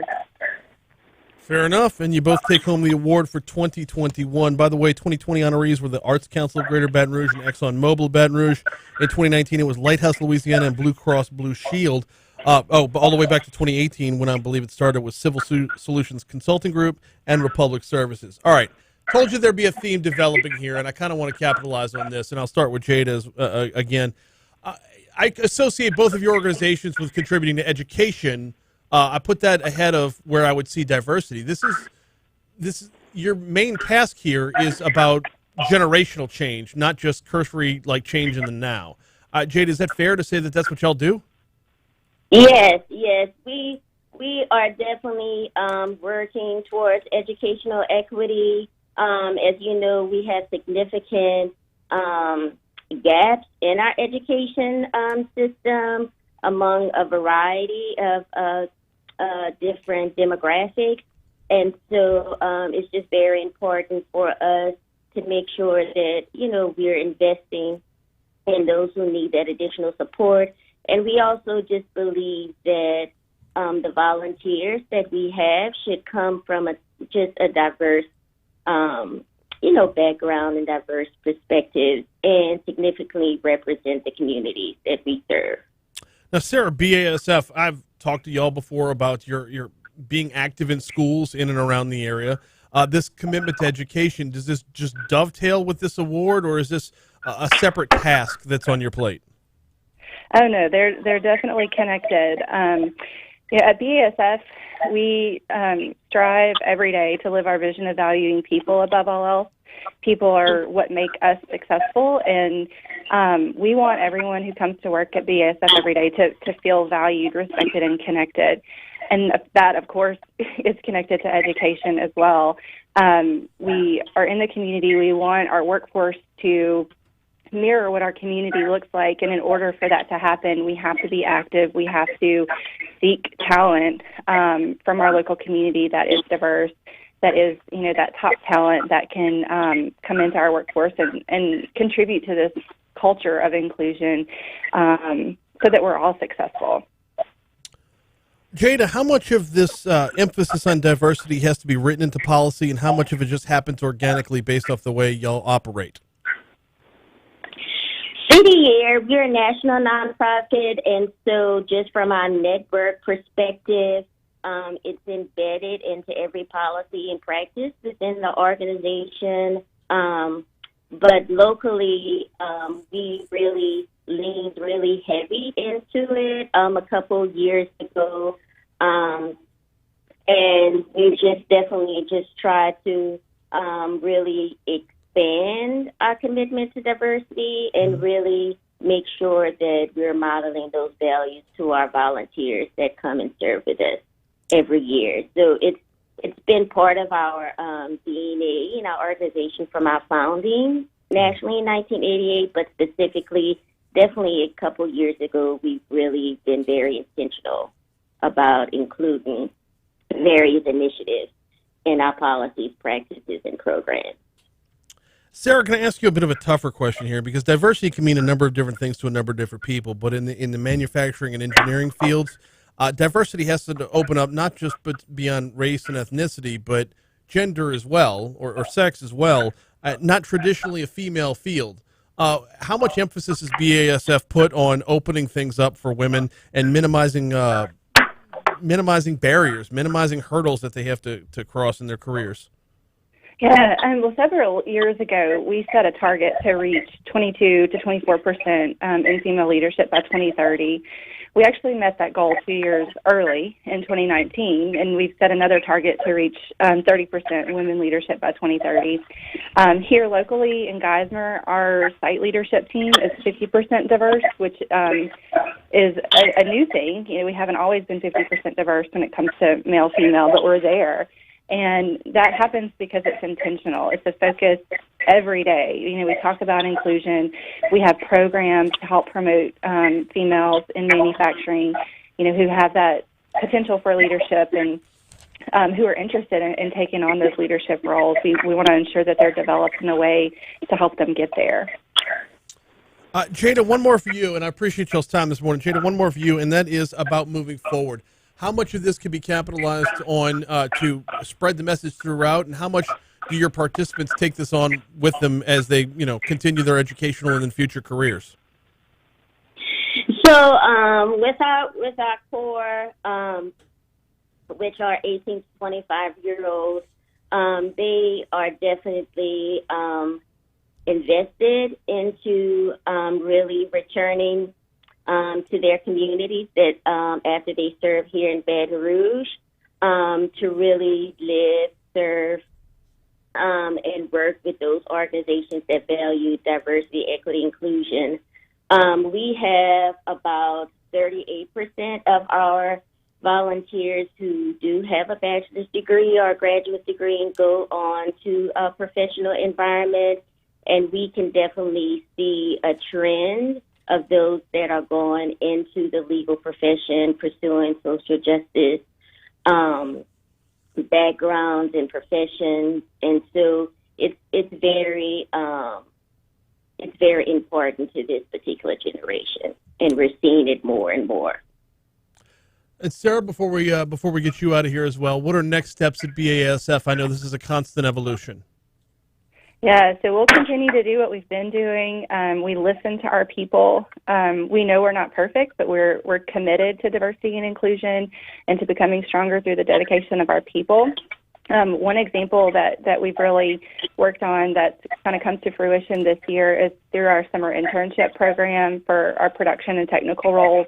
They're now 50% diverse, so we'll continue to recruit to ensure that diverse people are at the interview table so that they have that chance of getting these great jobs that we have. So we'll just continue to promote diversity, to listen to our people, to take feedback and course correct as needed, and just keep it at the forefront and keep it as a focus for us. Well, in the meanwhile, congrats to both of you on the award this year. Good work, and we appreciate the time this morning. Thank you. Thank you. Thank you. Jada Lewis, the Executive Director for City Year, and Sarah Hainline, Workforce Development Manager for BASF, talking about BRAC's, the Baton Rouge Area Chamber's Diversity Star Award. Both of them are clearly putting a lot of emphasis on diversity in the workplace. Two completely different fields, though, right? Kind of all over the place. Anyway, I appreciate their time this morning, and congrats to them. Hey, we're going to talk about vaccines, vaccine boosters, and where we're headed as a whole in just a little bit. I do have to tell you about the folks over at Baton Rouge Physical Therapy, brptlake.com. brptlake.com is the website. I'll give it to you again in a minute. But they've got 6 locations throughout the greater Baton Rouge area. They bring you the outside in every day because that's where you'll find them. Of course, you'll find them here in East Baton Rouge Parish, but you'll also find them in Ascension and Livingston Parish. Now, let me flip this on its ear just a little bit. Change up the way you might be thinking about physical therapy. You might be thinking recovering from a major injury. Maybe you were in a car accident. Maybe you ripped up your leg playing flag football on the weekend. It's so much more than that. At Baton Rouge Physical Therapy, they will sit you down and talk about whatever it is that's keeping you from being your best you. Hunched over a computer all day long, especially with the working from home and the Zoom conferences, maybe you have neck problems or upper back problems. Constantly lift with your back, that can take a toll as well. Carrying around a little extra belly fat, that can take a toll on your back as well. It doesn't matter what it is. Maybe it's an old injury that's coming back to haunt you. Maybe you were sliding into second base against Bogalusa and jammed your ankle up against the second base. Not saying that happened to me or it didn't, but it did.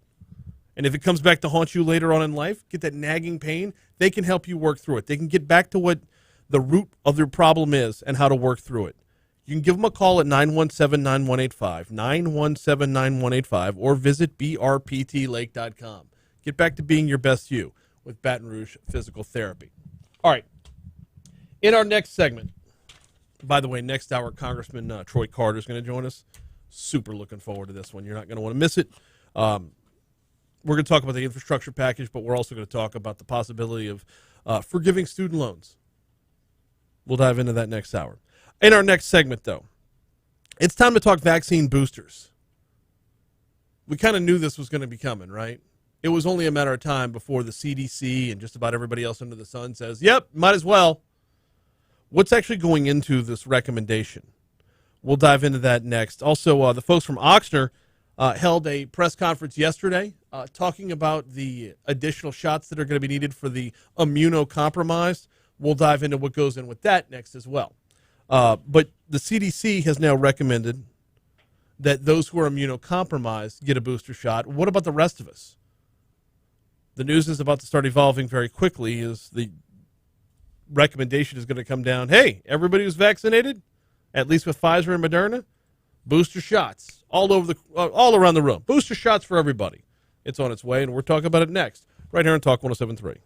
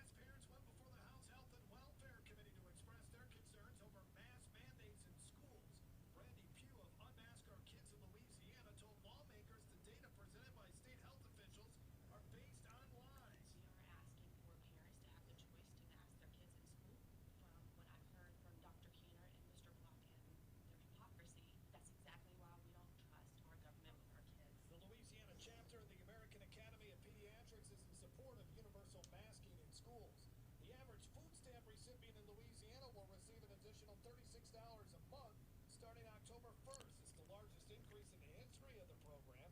The change was made on the federal level. Louisiana DCFS Assistant Secretary Giovanna Howard says $36 might not sound like much, but it can make a world of difference for those living in poverty. Significant enough increase that is, extra days of meals that they can purchase for themselves and their families. Lafayette Parish Assistant District Attorney Chris Richard faces numerous charges after Just pound through it. I'm so far behind on emails right now.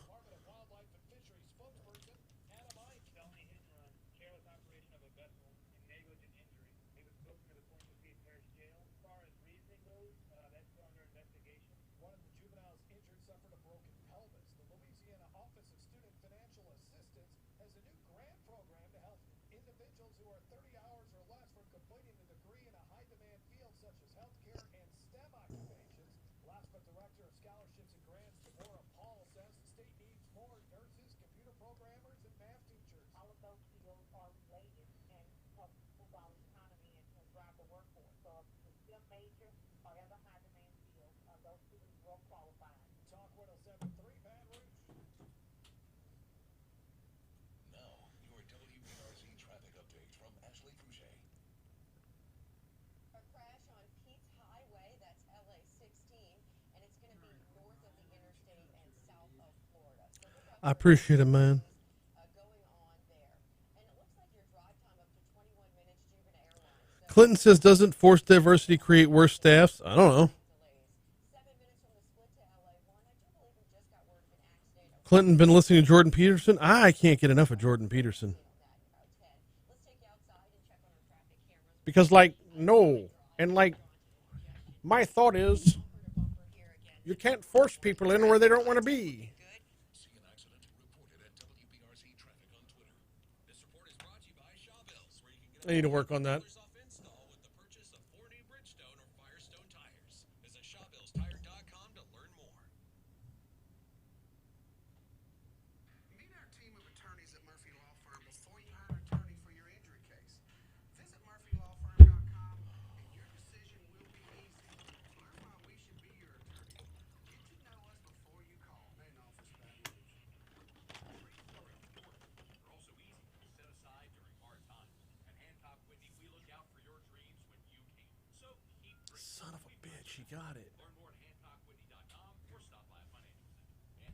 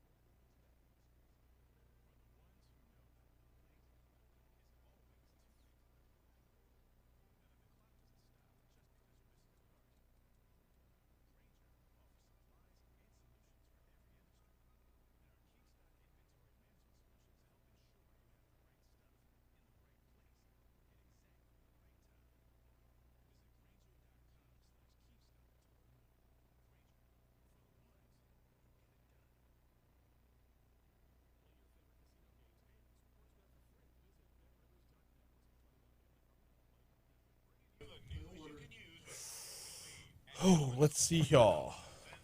It's going to go Kemmerly 1, 2, 3. Oh, and then Baumgarten 1 and 2, and then Bo Clark. That Clark one is Bo Clark from yesterday. And I'm going to act surprised. I'm going to act surprised, like, wait a minute. Where have I heard this before? Dun, dun, dun! Oh, my God, my 5-year-old's been doing this with everything now. Anytime there's like the slightest reveal of anything, James is going, dun, dun, dun. I can't get enough of it. Cannot get enough of it. Dun, dun, dun. And like he goes up or down based off of whether or not it's good news or bad news. He also refuses to wear a shirt in the house now. He's like, Dad doesn't wear a shirt. I'm like, I don't wear a shirt to bed. Christy told Not me at the dinner table. he does not wear a shirt. From bath time on, there's no shirt. And I'm like, get used to it, Christy.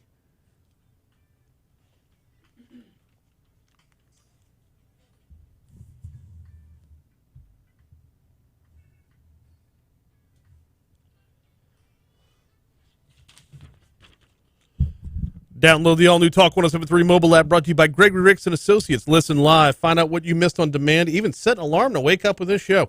Talk 107.3 mobile app brought to you by Gregory Ricks and Associates. All right, it's time to talk boosters.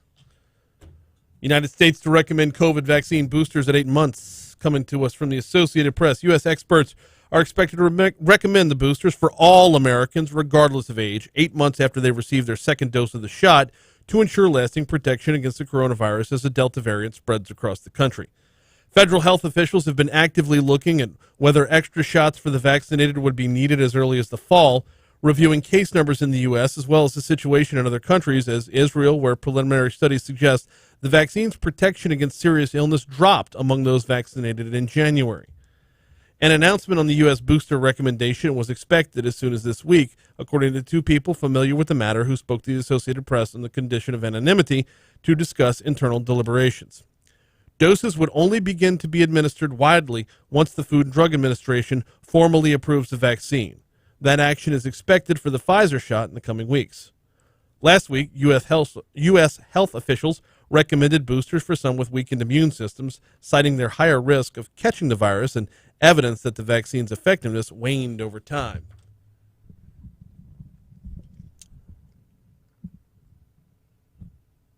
Got to bring up this question, and I hesitate to do so because I don't have a doctor on the line right now to ask it to directly, but mark it down. This is going to be the next question I ask of any immunologist or anybody involved with vaccines in the very near future, and that is, if vaccines wear over time, is there a significant difference between immunity that wears over time or antibodies that wear over time and vaccines? Now, my guess on this answer is going to be the difference between antibodies and mRNA is the messaging within the mRNA can adapt to different variants, whereas the antibodies cannot, or have not when it comes to the Delta variant. I believe it was a doctor from Ochsner who he was on this show, I can't remember who it was, talking about how antibodies are like snowflakes. They adapt differently to everybody. mRNA, however, is more all-applying. So, that being said, within the story, it says it was recommended last week that those who are immunocompromised get the booster shot. Well, Ochsner held a press conference yesterday. Wasn't really a full-on press conference, but they did take questions and answers. Within that press conference, we heard from Dr. Catherine Baumgarten and Dr. Sandra Kimmerly. Dr. Sandra Kimmerly is the System Medical Director of Hospital Quality, talking about the new additional shot that's going to be needed for those who are immunocompromised. Both FDA and CDC has, over the last few days, recently authorized additional doses for persons who are moderately to severely immunocompromised, as they are more vulnerable to COVID-19. So the studies have determined that those who have compromised immune systems may benefit from another dose to make sure they have enough protection against COVID-19. And the CDC now recommends an additional third dose after the initial 2 doses of one of the messenger RNA vaccines. Okay, let's not get lost in the terminology here. An additional third dose, is that the same as a booster? We'll dive into that in just a second. In the meanwhile, Dr. Kimberly talks about, what about for the rest of us who aren't immunocompromised? At the present time, neither CDC nor FDA recommends additional boosters or other doses for other populations. So we'll continue to monitor that situation, but these are just for the severely compromised individuals. What's amazing is how quickly that turned. That press conference was yesterday afternoon. I want to say 1 o'clock yesterday.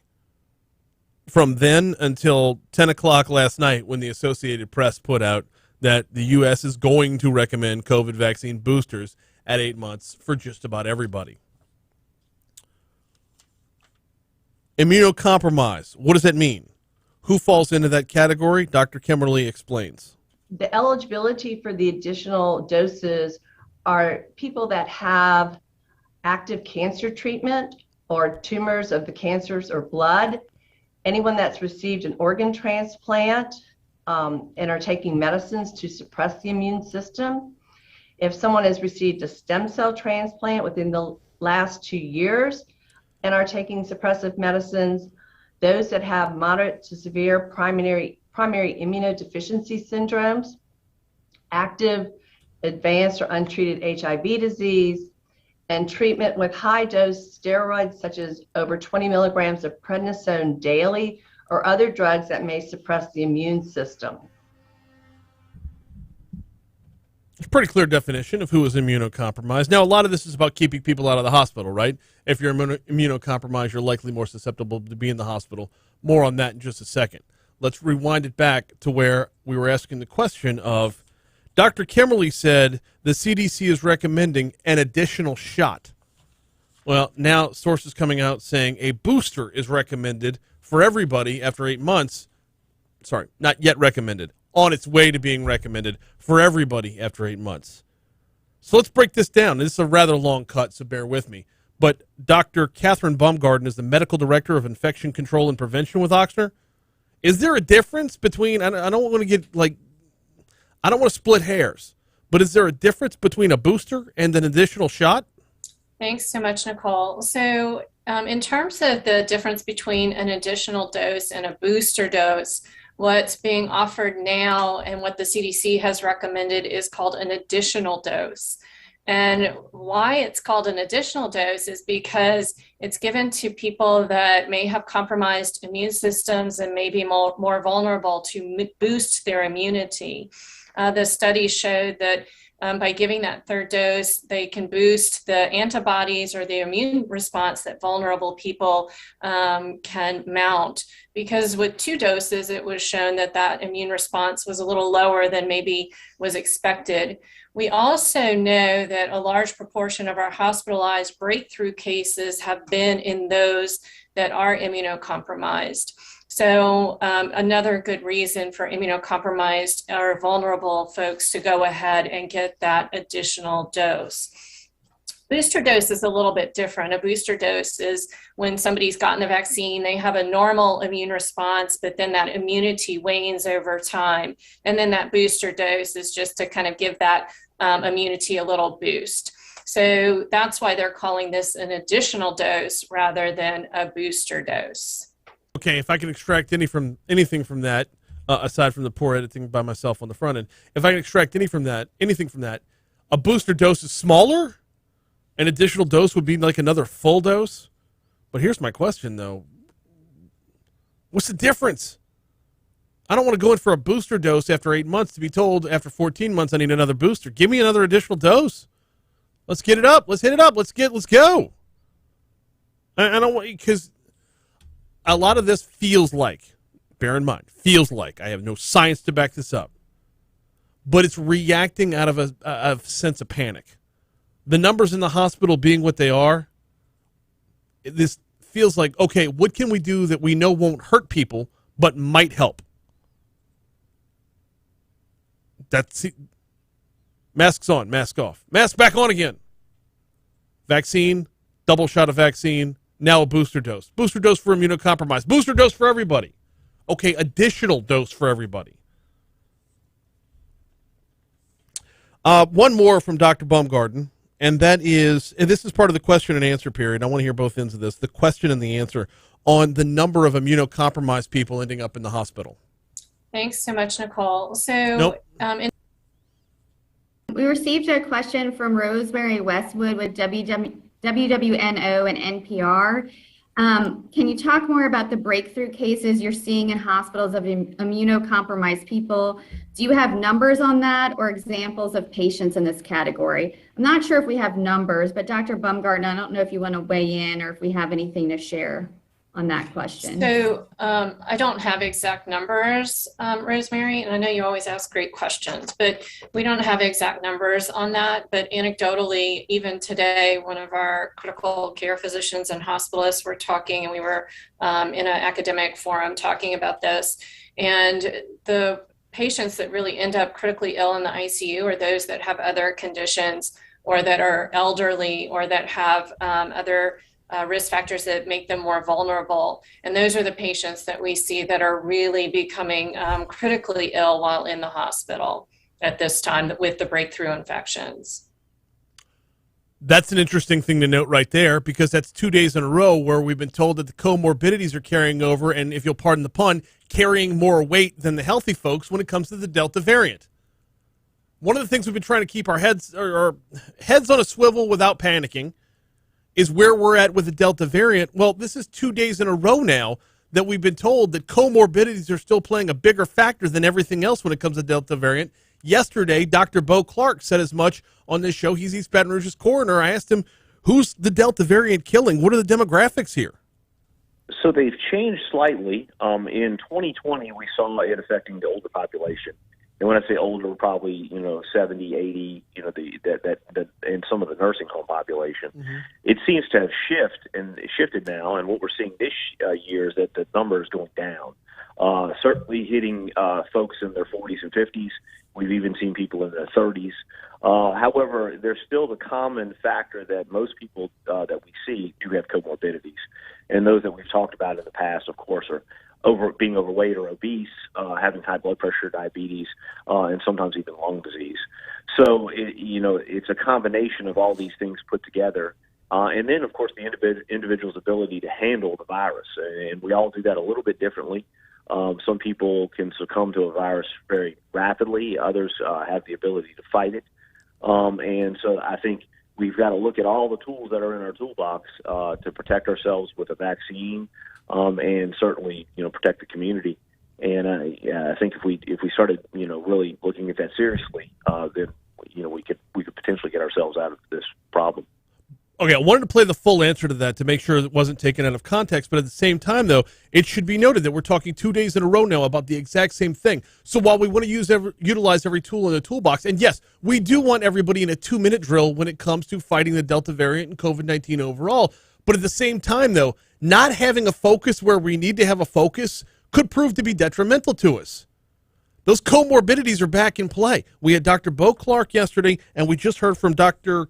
Catherine Bumgarden, who both said the same thing. You are at a greater risk of more severe outcomes when you've got those comorbidities, when you're immunocompromised, when you've got the high blood pressure, when you've got the morbid obesity, when you've got other heart problems. Is it possible we're spreading our resources too thin to get everybody on alert versus focusing the resources where they need to be? Time for a break. On the back end of this break, we'll hit the outside end next on Talk 107.3.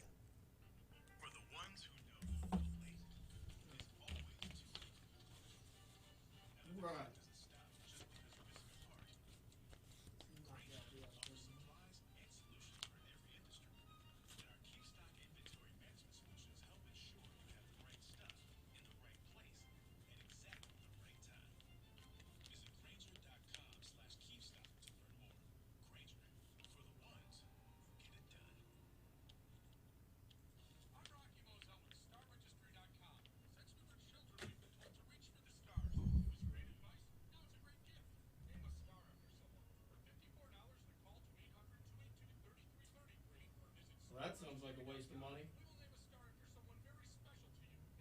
Name a star after someone and never find it.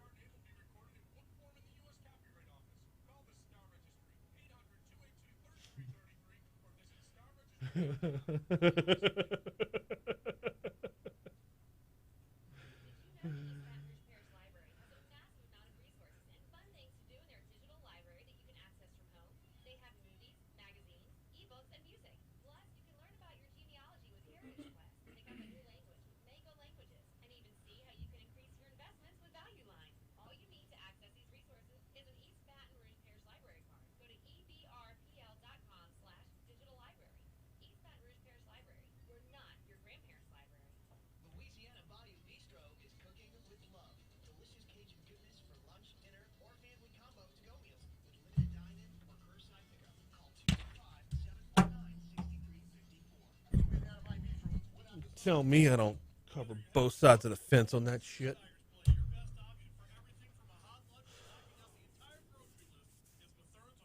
No, I had a listener read me the riot act via email yesterday that I don't talk enough about natural immunity. Natural immunity is a crapshoot. It's there for some people, but there's no way you can dictate policy based off of it.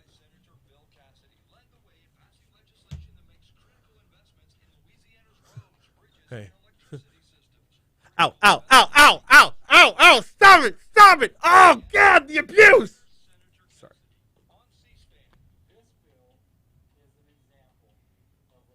So for this whole thing.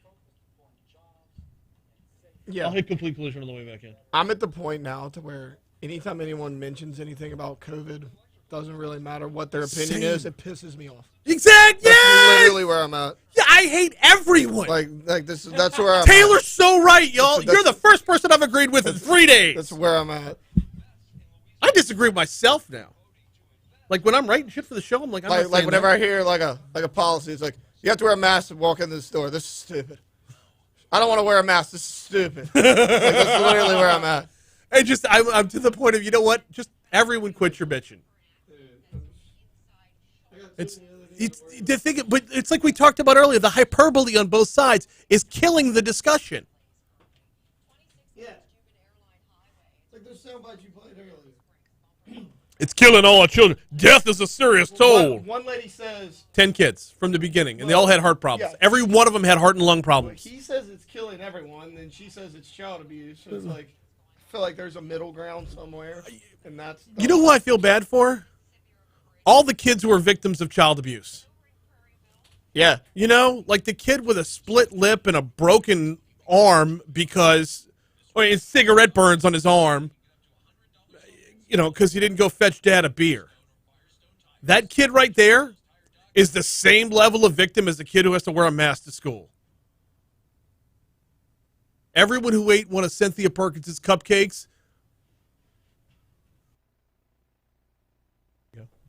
They're really Denny's cupcakes. If you Yeah. Whoa. Denny Perkins, not Denny's the restaurant. I'd hate to see. Talk about your moons over Miami.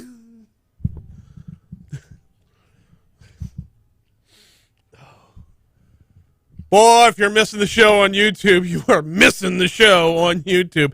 Hop on, subscribe. Just look up, search Brian Haldane when you get to YouTube. I'll pop up over there. You'll find the live feed.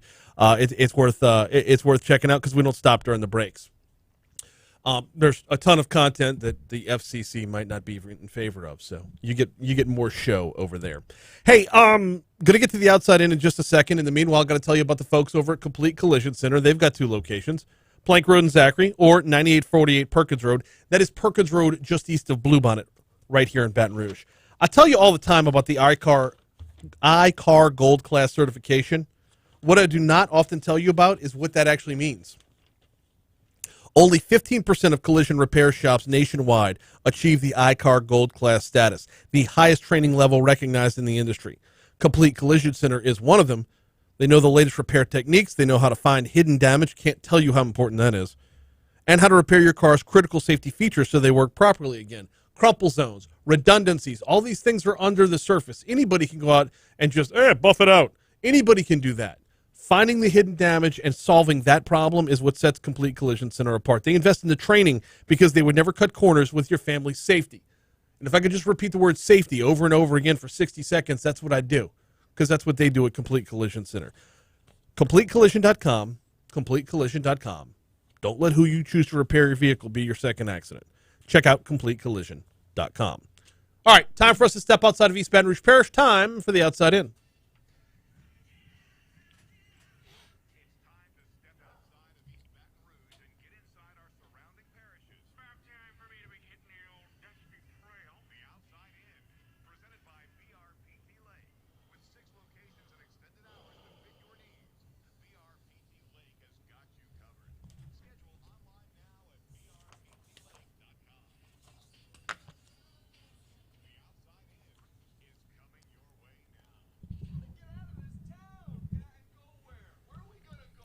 We're going to start off in Livingston Parish, where a former deputy and his ex-wife, both behind bars for nearly 2 years, being accused of disturbing sex crimes involving children. Wait, who? That would be Dennis and Cynthia Oh, I Perkins. remember them, yeah. In the past 2 years, much has changed for these two. Dennis is going to find out his trial date today. That is what that story is all about. Over to West Feliciana Parish, authorities are searching for a man with ties to a homicide that occurred over the weekend. According to the West Feliciana Sheriff's Office, 56-year-old Brian Keith Blair is a person of interest in his roommate's death. Deputies identified Blair's late roommate as 51-year-old Richard Craig Martin. Martin was found dead Saturday, not too far from where he and Blair lived in the community of Baines. Deputies were alerted to Martin's death after receiving a call from a neighbor who reported seeing an unresponsive man lying near the residence around 1:15 p.m. on Saturday. Lafayette attorney was arrested Monday, more than a week after he allegedly fled the scene of a boating crash that left 3 children hurt in False River.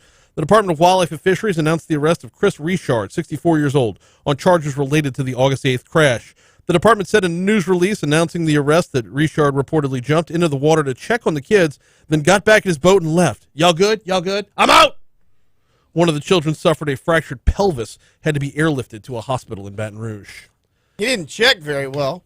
I mean, yeah. You alive? You alive? Okay, I'm out. Better? Yeah. More accurate? Yeah. More accurate? All right.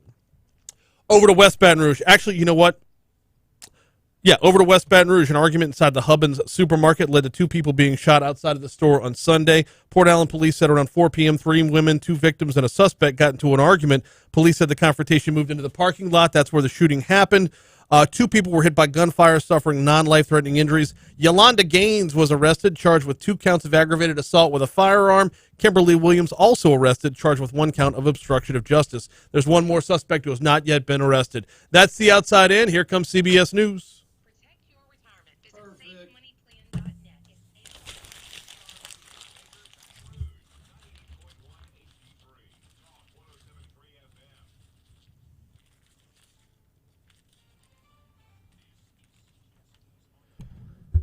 Wait, Debbie, what does that mean? I need more information here. Do you know there's lag time problems on YouTube if you're not 100% live? It's the initial latency, the initial lag time is better than Facebook, but the fact that people can pause and hop back in means everybody's all over the place when it comes to the comments. So, Debbie, expound on that, please. Scream privacy, but your opinions count. I don't know what that means.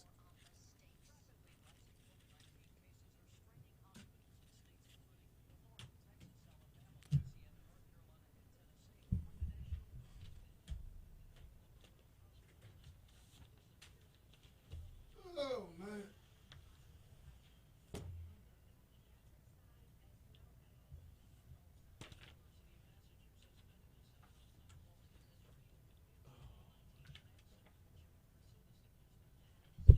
On COVID. Yeah. I got you.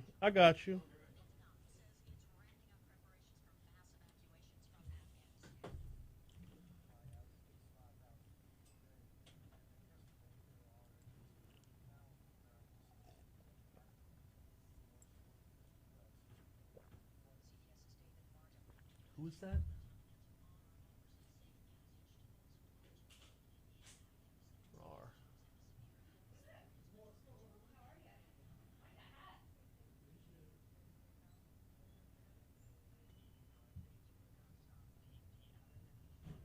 Whatever. Huh.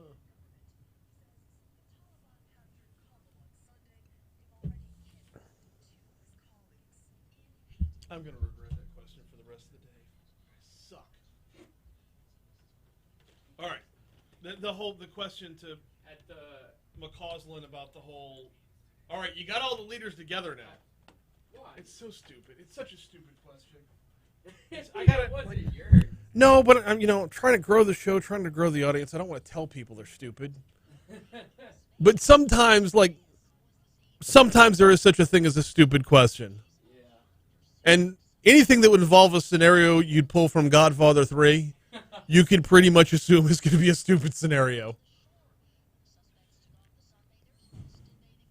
Everybody okay?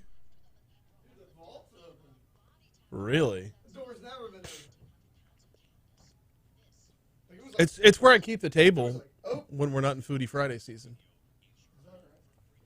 So it's looking like we're gonna go back to back to back burgers. Who we got Friday? I believe our moms. Good burger. God, I might as well just call off my way in this week. It's a good burger. I mean, I had a burger. I had some fried stuff. I drank a lot of bourbon. And then a lot. who do we I drank have a lot next of week? bourbon. Possibly Smalls. Okay. That's the only week in the calendar that's open right now. So, but I mean, they haven't been on yet. And then bringing it home at Mooyah. I like it. Heading into the Labor Day weekend, which I think is the perfect time for them to hop on board.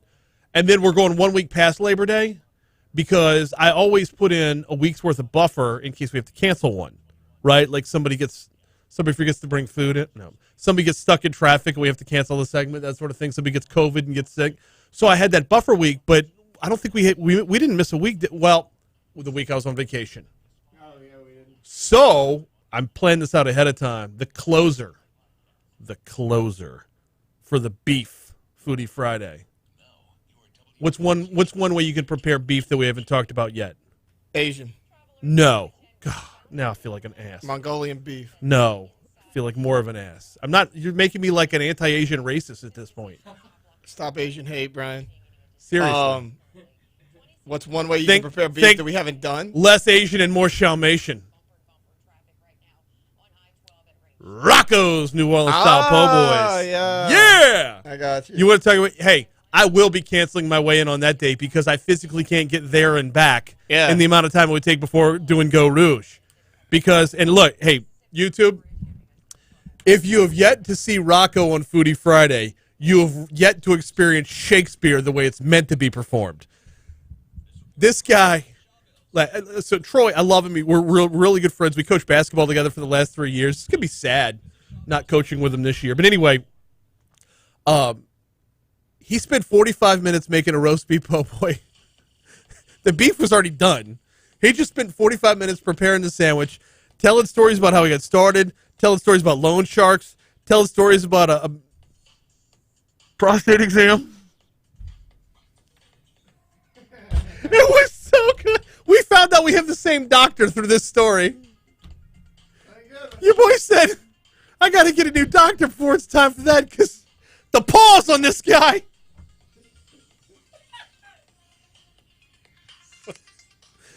Hey, 805 Talk 107.3 FM WBRP. Hour 3 of Mornings with Brian Haldane coming your way right now. We got Congressman Trey Carter this hour. We have got the head of the LSU Foundation, Rob Stuart. Going to be talking about the LSU Lakes, the University Lakes Project. If you've seen them, you know what they look like. You know, it's gross. It is not aesthetically appealing, as it were. What's being done to remedy the situation? How far in on the process are we? How much farther do we have to go? How, honestly, can we help? Let's talk with Rob Stuart about the University Lakes Project before this hour's over with. This hour, the third hour, always starts, though. Taylor Sharp takes us back in time with This Day in History.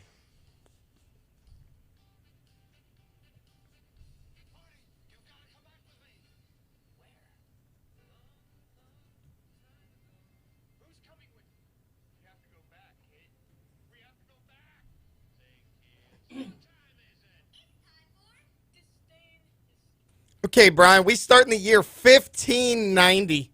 As you would. You remember that year, right? I do. That was, I want to say the Washington Bullets had a good year that year in the NBA. Notre Dame's last natty. It's 1590. You sure it was that recent? No, it wasn't. I think it was actually 2 years prior. Governor of Roanoke Island Colony, John White, returns from England to find no trace of any of the colonists on the island, on the colony of Roanoke. Where'd they go? You've never heard the story of the colony of Roanoke? I have. I don't remember it, though. It's probably nobody knows where they went. It's probably a Netflix documentary. I haven't watched it because I'm busy watching Cocaine Cowboys. Okay. 1788. Losantville, Ohio is founded, which is now Cincinnati. Home to Joe Burrow and Jamar Chase. Yeah. 1835. Okay. Solomon Merrick of Springfield, Massachusetts, patents the first wrench. The first wrench? What did they do before that? I don't know. Just like hook your finger and wrap it around? Yeah, he's got a grip on this patent, though, is what they say. 1891. Oh, good Lord.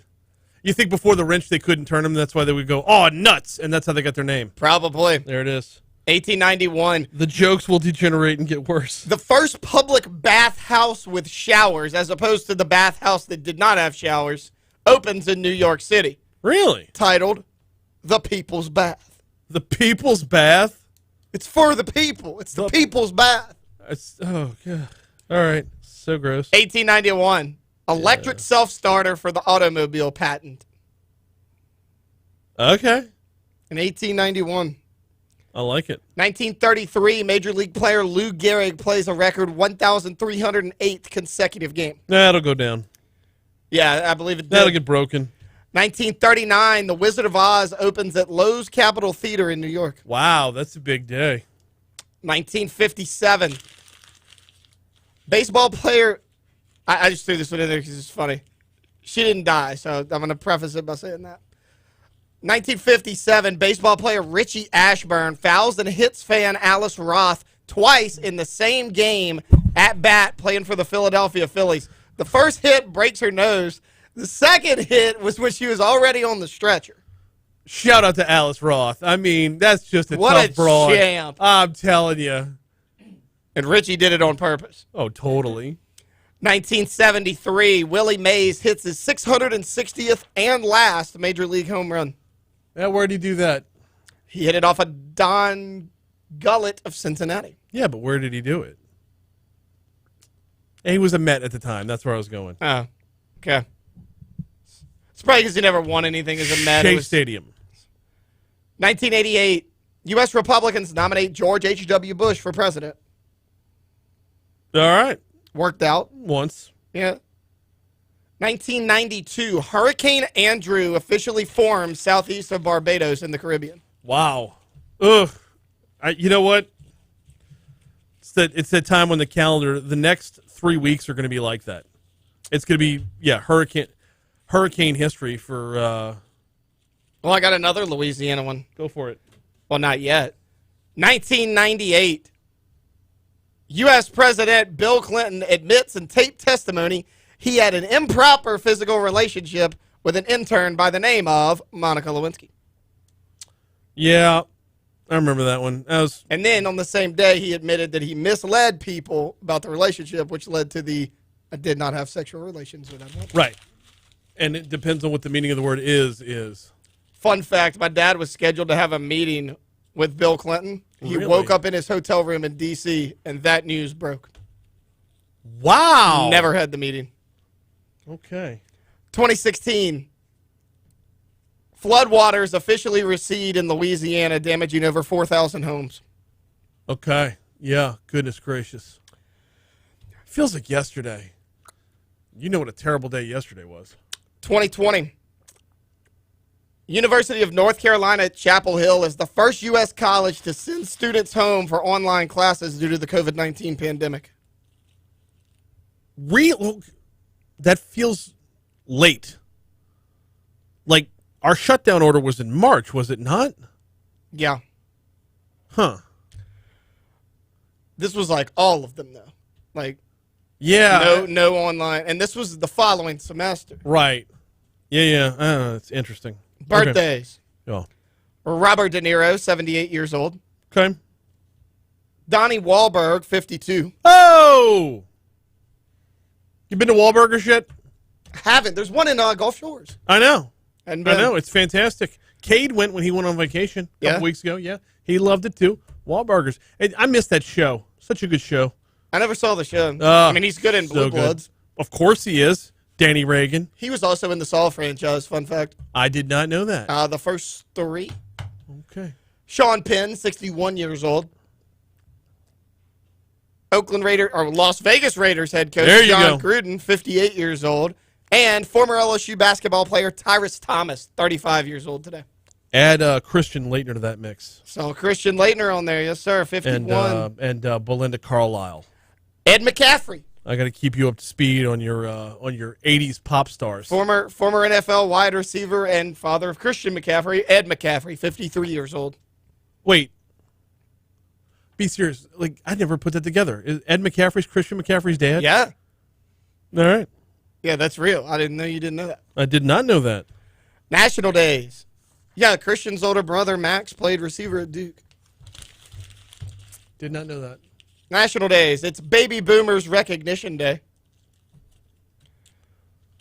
Nope. Moving on. I'm not even gonna. The meaning of the word is day. Yes! I've been waiting for this one.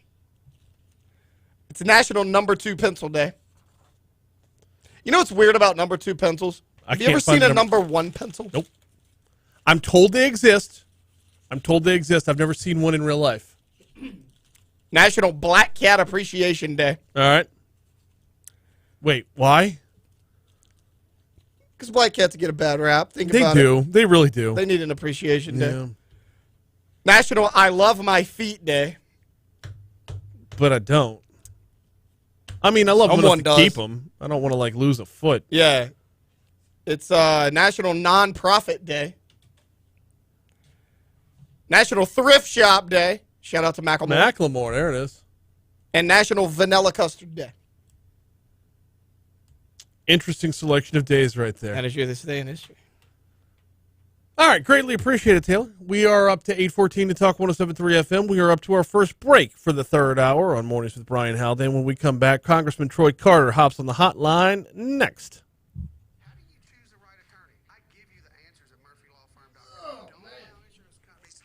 Troy Carter with the hotline, boy.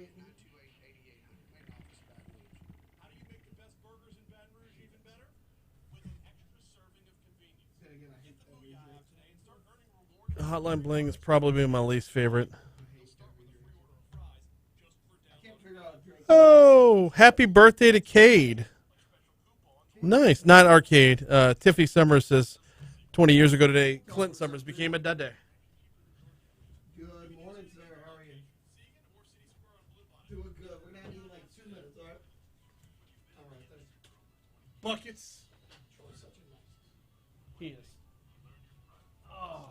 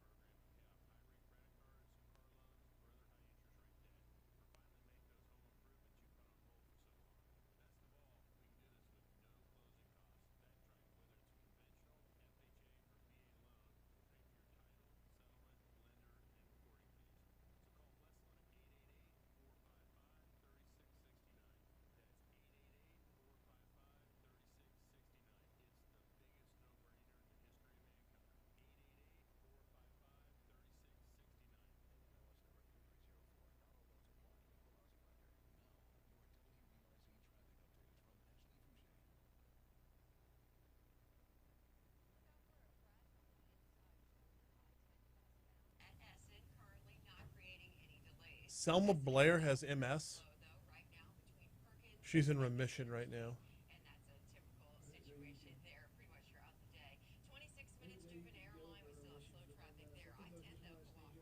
No, it's okay. Did you ever watch The West Wing? No.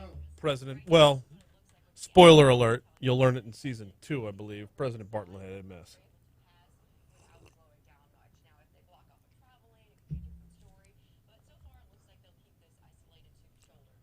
Keep it isolated to the shoulder.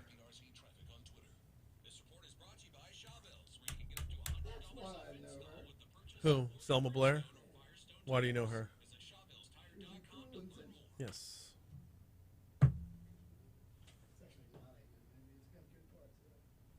A few. Not good enough. It's a terrible movie. Trouble.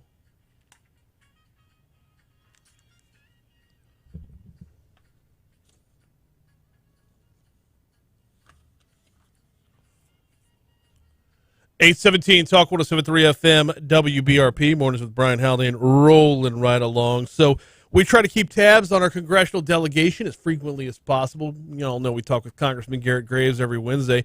I've been talking with his people, with Troy Carter's people, to say the congressman's district reaches up here in Baton Rouge. I would love to have Troy Carter on a regular basis as well, and that's what we're going to start doing right now.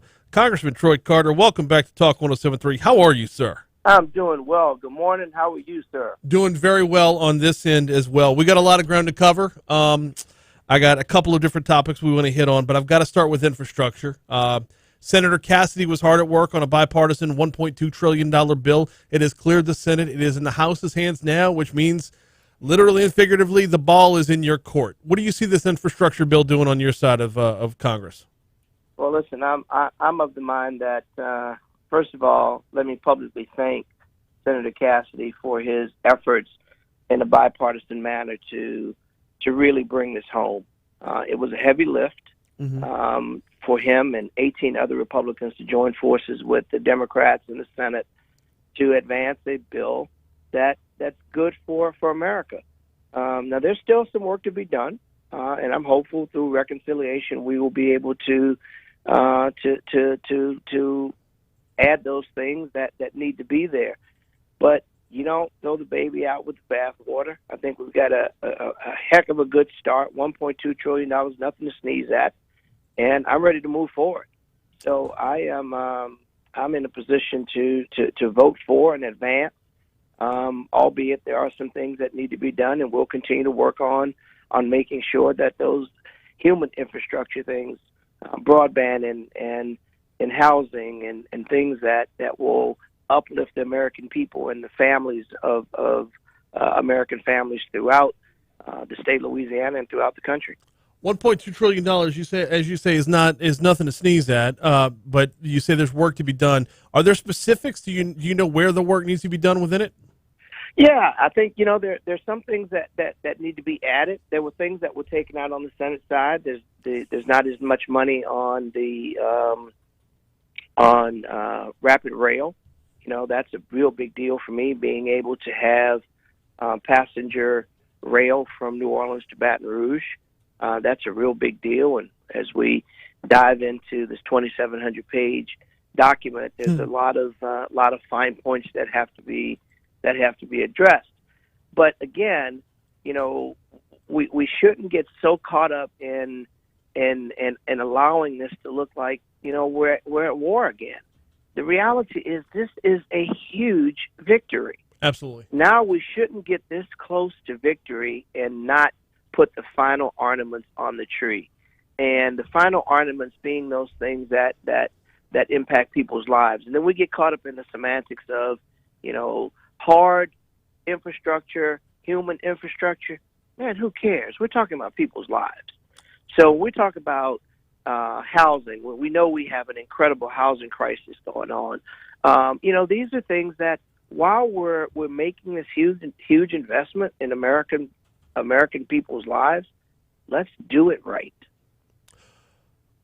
The cost is going to have to become a factor at some point, is it not? I mean, we're still in the middle of this pandemic, and we've spent trillions upon trillions of dollars to begin with.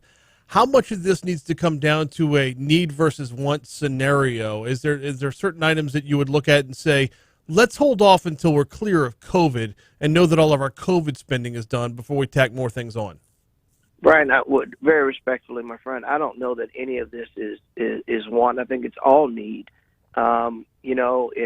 It depends on how you define need. There are people that are literally dying out there. There are people that are literally barely surviving, and so what some might call want is hardly want. It's need.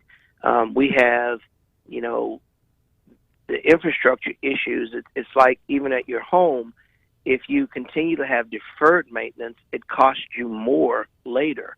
And at some point, we've got to stop kicking the can down the road, and we have to have just a hard stop to say, listen, we're going to bite the bullet and make these repairs and do these things now that ultimately will save us money. And the desire, or the temptation, I should say, to just kick the can down the road is far, far too tempting. and government has done it for far, far too long. The patient is open now. Let's fix everything while we're in there. Okay, I can see that for sure. How about your colleagues? Where's everybody else at? You seem to have a willingness to work and move forward with it. Where's everybody else at? Well, are you talking about my colleagues, my delegation members here in Louisiana, or? Let's start there and then broaden out. Yeah, sure. Let's start with a little Louisiana whip count.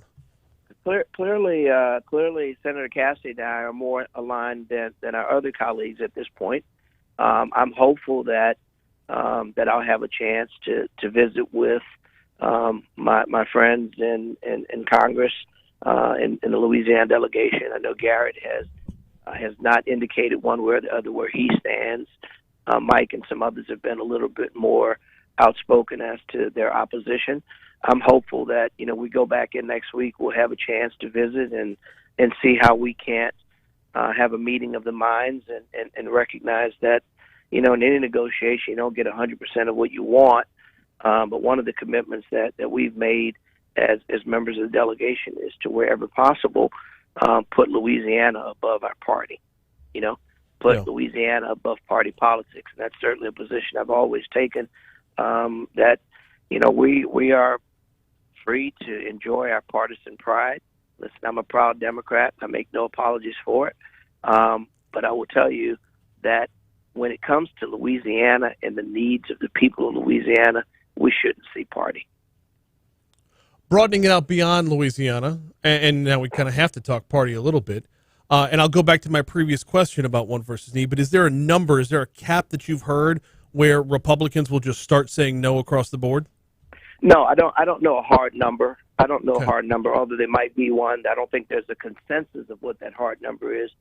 There may be hard numbers among individuals. Heck, it might be 1.2 trillion. And it might be 1.2 trillion. You're right. It may be.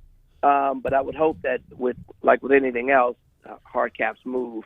Yeah. And we've seen this. Certainly, we've seen this would move quite a bit too. So, within the Democratic Party, there are issues, there are differences, because just like some in the Republican Party feels like the cap at 1.2 should stop, some think the cap is not nearly where it should be. So, that's the beauty of the democracy that we live in. Everybody has different ideas and philosophies, and there's nothing wrong with that, unless it's stalemate. Right. Unless we get to a point that we're immovable, that everyone is so firm in their position that they aren't willing to listen and to make compromise. That's when government breaks down. In a representative form of government, we all come from different places, different ideas. We represent different people, different philosophies. So naturally, we're going to disagree on things, and that's okay. But what makes it bad is when we get to a point that we're unwilling or unable to reach some kind of compromise to advance the issues that are most important for the American people. And that's where this process gets frustrating sometimes, because it's okay to disagree. It's okay to have different ideas. It's okay for us to vehemently feel that our way is the right way. And heck, you might be right. But sometimes it requires negotiation, because everybody has the ability and the right to feel like they're right. But none of us are right if we do nothing. Well put. Well put. Now, that being said, you are the freshest member of Louisiana's delegation. What's your takeaway early when it comes to that willingness versus digging your heels in? Just the vibe right now that you're getting in Washington, D.C., as you're getting yourself settled in, how are others taking to that? Are you finding more of a willingness to work together, or the sound bites we see on TV, or what's happening in reality as well? I think the sound bites on TV are more prevalent than what's really happening, to be very frank with you. I think the talking heads would like to promote that there's absolutely no discussions with the other side. Now, granted, I'll be first to tell you, I wish that the discussions on both sides were a lot more fruitful. But to suggest that they don't exist is not a fair assessment. I think it is a fair assessment to say that it doesn't happen nearly as often. I think it is a fair assessment to say that it's not as robust as I would like it. And as a freshman member, I'm going to hold on to my idealism, and I'm going to continue to fight to try and build those bridges. as I did when I was a member of the Louisiana legislature, because I happen to believe that if we sit long enough, we recognize that while we may be different ideas, and you don't have to give up your fight or your formula or those things that are most important to you in your ideological world, but you do have to bend enough to make progress. And admittedly, that doesn't happen as much as I'd like to see. Congressman Troy Carter is our guest for a few more minutes. Congressman, I alluded to this earlier. We're not done with this pandemic yet. A lot of money has been spent already. I do think it's important to note that there's a difference between spending when spending's needed and just spending for spending's sake. Louisiana has seen some benefits from the American Rescue Plan. Can you bring us up to speed on what we've actually gotten from this one already? Yeah, well, the beauty of, we have some incredible needs when you talk about the efforts that are out there in the community when it comes to infrastructure. We know about that. But with the child tax credit, that's a huge plus. Mm-hmm. We get to pull some 90% of children out of poverty by advancing the child tax credit that gives people an opportunity to get an additional $3,200. That's some 44,000 households that will be able to buy additional food, additional clothing, to provide for resources for our young people. And we know for a fact that when we pull families out of poverty, we make America stronger. We make Louisiana stronger. And that's directly out of the American Rescue Plan. The ability to lower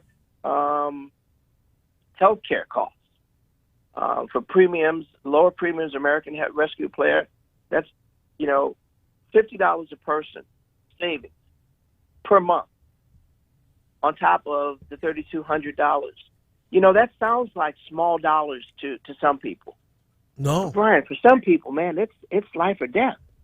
When you talk about another $50 a month that I get to save, or another $3,200 annually that I get to have in my bank account to provide for my family when I'm making minimum wage and barely getting by, that thin line between where we sit now and where poverty is, it's real. Yeah. And I'll go back to your earlier comment about wants and needs. The needs of American people and the needs of people in Louisiana are so great. And as I traveled the state in my congressional race, I saw some of the pain in people's faces who are just barely getting by. So when I find myself on the House floor and we're having these discussions, I always try to remind my colleagues to put a personal face on this. This is not just an ocean of widgets. This is moms and dads and grandmothers and, God forsake, children who are really having a very hard time. And the American Rescue Plan speaks to those issues. And here's the real sweet part of it. Mm-hmm. It doesn't speak to these issues for Republicans or Democrats. It doesn't speak to these issues for blacks or whites or Hispanics or Asians, Latina. It speaks to these issues for Americans. Well said, sir. That's what we're going to have to call today, but I think it's safe to say the discussion is often run, and we're going to make this a regular thing. He is Congressman Troy Carter. Thank you so much for the time. Look forward to being with you again. Thanks, absolutely. sir. We were going to make this a weekly thing, and I have no doubt that the discussions are going to be fun. A lot of ground covered right there, but we got to push pause, check news, traffic, weather, come back, talk about the University Lakes project next. He's going to be fun. I'm convinced. I didn't get the student loan debt or anything else, and so the money on infrastructure that's already been spent. I saw you said that there was just not enough time in that segment, and I'll ask Garrett about it tomorrow for sure. I'll probably get the answer that the guy wants by asking Garrett about it.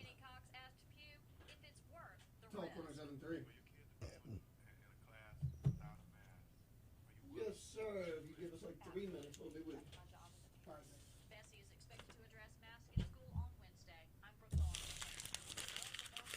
Nearly 87,000 people received a COVID-19 vaccine.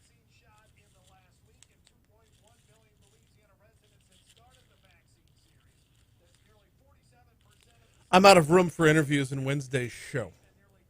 Wednesday's all booked up already. Yeah. Move on to Thursday. Yep. Where I'm thinking I might reach out to Paul Violas to get more in Afghanistan. That's. It'll still be a thing Thursday. I think so. Once the Taliban decides, you know what we're worried about. Like the dog that finally caught the car. Yeah. The hell do you do with it? Yeah. All right, you guys want to go somewhere else? Okay, who's hungry?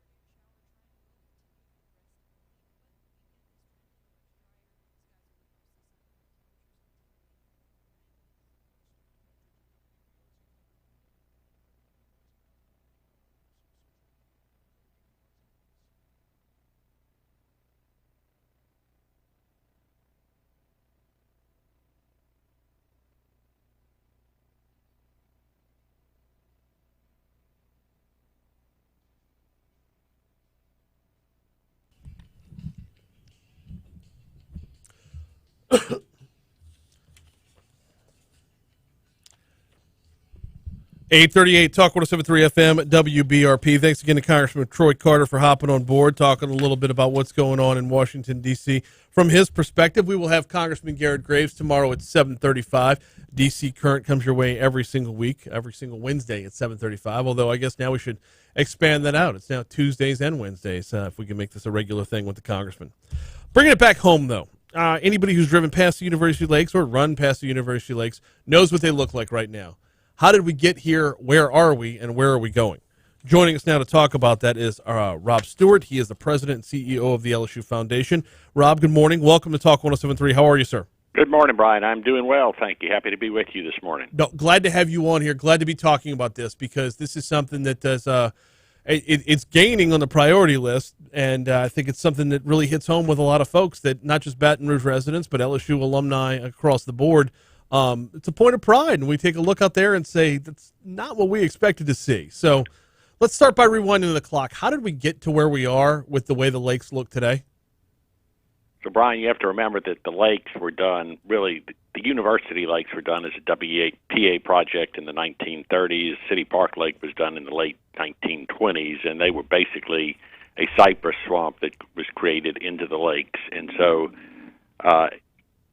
over the course of time, it was always somewhat inevitable that we would silt in and things like that and go back to the way it was. There was a couple of projects done over the course of time to help improve that and stabilize it a bit, but we're really to the point where, it's part of it is the natural features taking over. Part of it is just all the runoff that comes into the lakes as it drains a number of different places. So that's part of what we will be working on, is to restore the lakes to health, deepen them, have them help participate in flood risk reduction downstream, as well as ultimately provide a plan to keep this from happening again. So that's the overall goals that we're trying to do, along with creating a safer and healthier bike paths, walkways, etc., so there's less interaction between automobiles and bikers, joggers, and parents pushing baby strollers and walking dogs, etc. I was out there running around the lakes,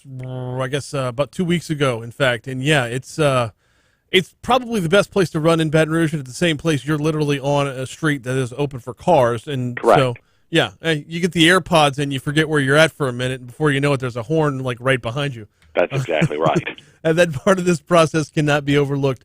So fighting nature, I mean, if there's part of a natural want for this thing to return to swamp, how tough is it to fight what should naturally occur? It takes a lot of work. I think we have a really good planning team from Sasaki as well as Stantec, who is really working on the master plan for us, that is really implementing the plan created by the Baton Rouge Foundation several years ago. So we have some of the top people in the country really looking at that, and I think we will be successful. It clearly involves digging the lakes out to much deeper depths. Right now they're often 3 to 5 feet. Ultimately we'll probably go to 20, in many spots 15 to 20, which will improve the fishing, improve the water flow. They're also spending a great deal of time understanding exactly where the water flow comes into the lakes, from where it is draining from. What can we do, particularly at the shoreline, to be better filters of the pesticides and all the other things that are draining into the lake with the structure that it has today. But it'll really start by looking at the north part of City Park Lake, where Bayou de Plancher really feeds into the lake, and kind of work to maintain the whole thing, ultimately where it comes out at Carpet Canal, going down Bayou de Plancher on the other side of Stanford, really looking at how we can deepen the lakes, but equally as importantly, really help with the lakes as flood risk mitigation. We do envision strategies, envision plans where the lakes can hold several extra feet of water during significant rainstorms, which on a lake area that big will significantly slow the flow down the bayou and really, I think, help contribute to reduced flooding downstream. So I think we have a good plan to that.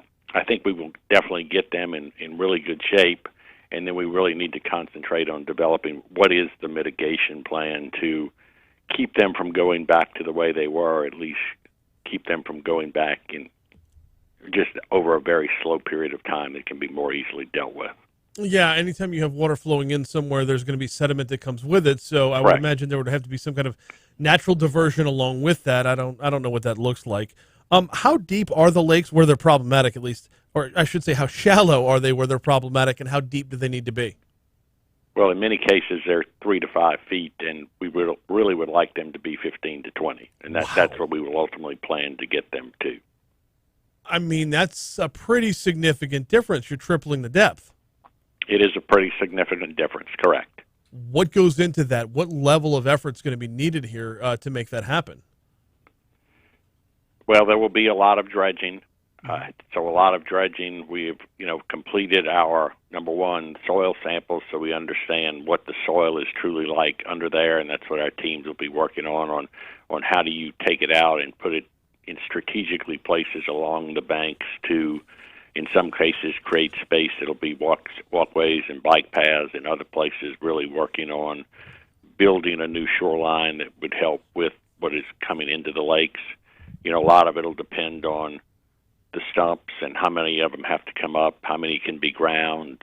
To some extent, there's some stumps that could be remain and use as, habitat for fish, etc. So we're very excited about the overall plan. It will be really coming together over the next really couple of months. We're reaching the point where we do anticipate that our final designs will be done within the next couple of months. We anticipate hiring the construction manager at risk who will be essentially responsible for dredging. We anticipate putting out the RFPs and the RFQs for that in the September time frame, with the very real hopes that we will be seeing actual dredging activities occurring by the end of the year.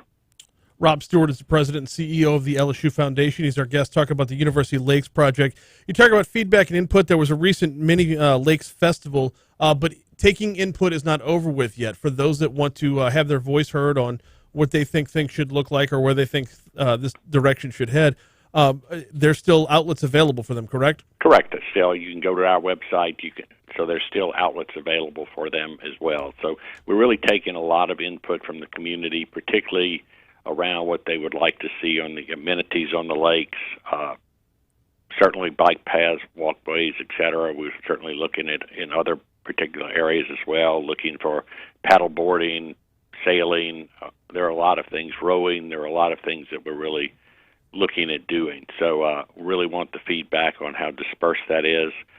Certainly we're taking a lot of feedback from the residents, and we want to be very along the lake, and we want to be very understanding of their priorities, which really want to make sure that their lake views are largely undisturbed, and that we're sensitive to that. We try not to have places where people congregate right in front of residents' houses, and I think there's plenty of ways for us to accomplish all of that and help this all work together. And then the other thing is we want to be very mindful of the reconnection to Old South Baton Rouge. That's a lot of areas that have effectively been cut off with the interstate from their access there. We are working very closely with the Department of Transportation on the new I-10 widening project, which will involve a new bridge over City Park Lake, but also a lot more egress and ingress to the interstates, and with that, hopefully, a much better connection for Old South Baton Rouge to experience the lakes as well. And along with that, there's City Park that goes along with that, and the Knock Knock Museum was in the same Correct. area. Is this a master plan that incorporates all of it together? We do not incorporate City Park. We just pick up at the City Park Lake, and Knock Knock Museum. Of course, we don't incorporate that as well. Though we certainly will be having communications with both around the connectivity, but that's not particularly part of our purview. But we will certainly be reaching out to them as this goes on. Gotcha. As the president and CEO of the LSU Foundation, it's got to at least feel rewarding. I mean, the problems in front of you, but the fact that this has turned into such a rallying cry, as opposed to just people being up in arms, like there seems like there's a serious want to work here and a serious level of cooperation.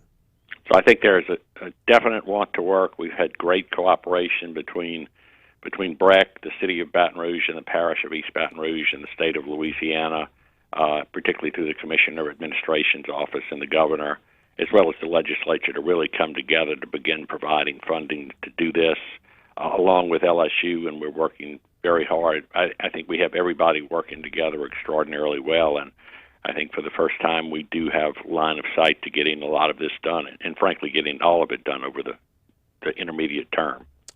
You said the next couple months to be open for input. When will folks start to see, like, all the construction equipment out there and some, dirt being moved or removed? We would hope by the end of the year is the plan on that. Okay. We'll be on the lookout. In the meanwhile, we appreciate the update. He is Rob Stuart, President, CEO of the LSU Foundation, bringing us up to speed on what's going on with the University Lakes. Thank you so much, sir. Appreciate the time. Thank you. Appreciate it, Brian. Absolutely. Bye-bye. You too. That was it's one of those ones where it doesn't look the way it feels like it should, but the fact that so many people are rallying around this and want it to be better, want it to look better, want it to look like it's supposed to look. I appreciate Rob Stewart's time this morning. Hey, we got Your Money Now coming your way in 1 minute. We've got one segment to go after that. Got to tell you about the folks over at the Baton Rouge Mattress Outlet gearing up for Labor Day sales. They're on their way. Deals are on the way. Financing already in place. 12 months interest-free, no matter what you spend.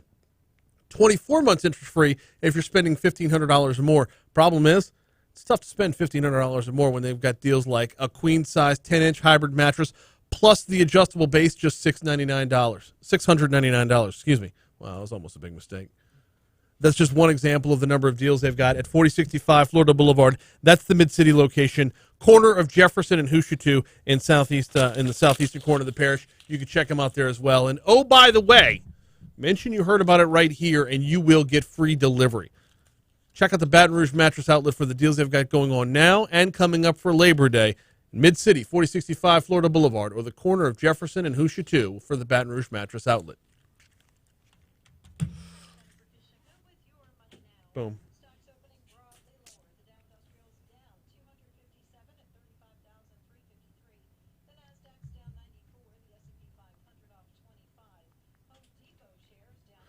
Anna says, no idea where the number 3,200 comes from. The CTC says it's 3,000 or 3,600 per child. Love elected officials who hear themselves preach rather than know actual facts.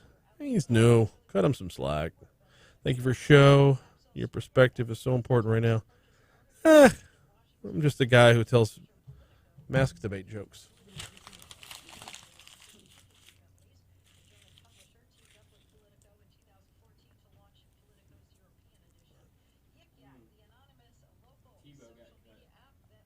What?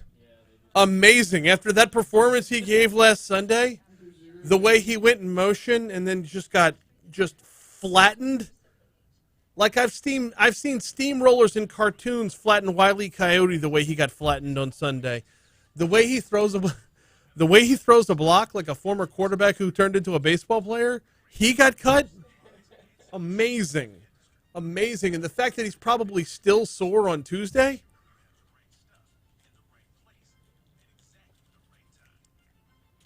I applaud him for going after it. I do. Good on you. Good. Give it a try. Give it the old college try. Remember college where you were 15 years he ago? was actually good.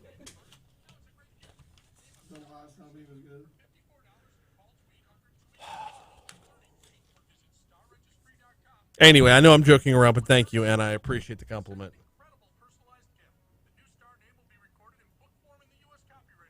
All right. Who is Linda Rodriguez McRobbie? Host of podcast Newton's Law. What is the podcast Newton's Law? Stop with abusing yourself, Bo.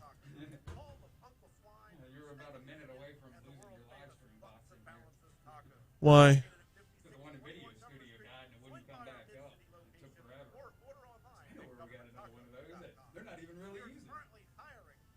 Are we using it?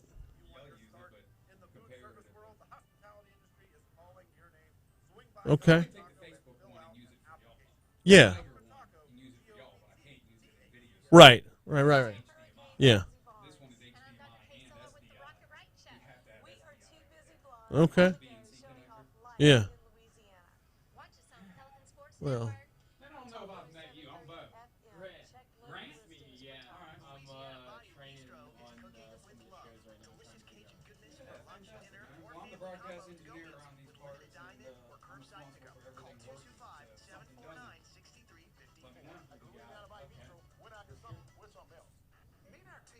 Where'd you go to school? Well, I'm going to LSU right now. Still, I'm in my last, it should be my last year. Okay. What are you studying? I'm a journalism. Okay. Yeah. Yep. Where are you from? I was born in Houston, but I've lived in Hammond. Okay. That's right, St. Thomas Aquinas. Cade told me that. Hate that place. Not St. Thomas Aquinas, Hammond. Oh, Hammond sucks. Oh. I went to school at Hammond. Go to the skate park out there? Oh, yeah. Well, I've never been, but I have a couple buds who skate. Who say it's a pretty popular spot. Yeah, well, used to be. I dropped out because of financial stuff, but yeah, for a few years, yeah, for the first 3 years. Oh, okay, yeah, I knew a couple things I was, like my first couple years. I don't talk to Thursday, all you can eat boneless wings. It's always a great night to get by Pluckers. Nicholson or Blue Bonnet. Remember, You too. Pluckers, if you don't like our wings, we'll give you the bird. Carter Plantation is inviting you to stay and play at the refurbished villas at Carter Plantation in Springfield, Louisiana. Perfect for a corporate outing or fundraising event that includes golf at the David Toms Design Carter Plantation Golf Course. You're going to love our new golf cart fleet provided by EasyGo that features built-in Ace Technology GPS with all the bells and whistles. For more information, call 225-414-0680 or go to thevillas@carterplantation.com. Tackling the top stories of the day. I'm done with live reads, right? Weekday mornings from 10 to 1. Okay. Talk 107.3, the new flavor of talk. Now, your WBRZ traffic update from Ashley Fouché.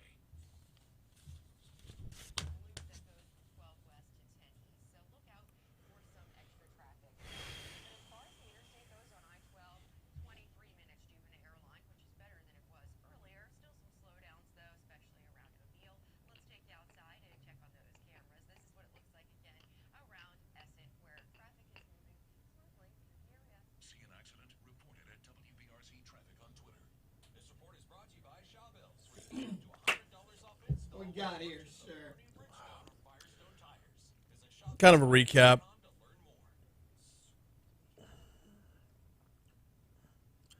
Hey, YouTube, what are the iconic locations in Baton Rouge? That's I need to ask now so I can get time for feedback. Iconic locations in Baton Rouge. If I were filming the opening to The Sopranos in Baton Rouge, what shots would need to be in that scene? No.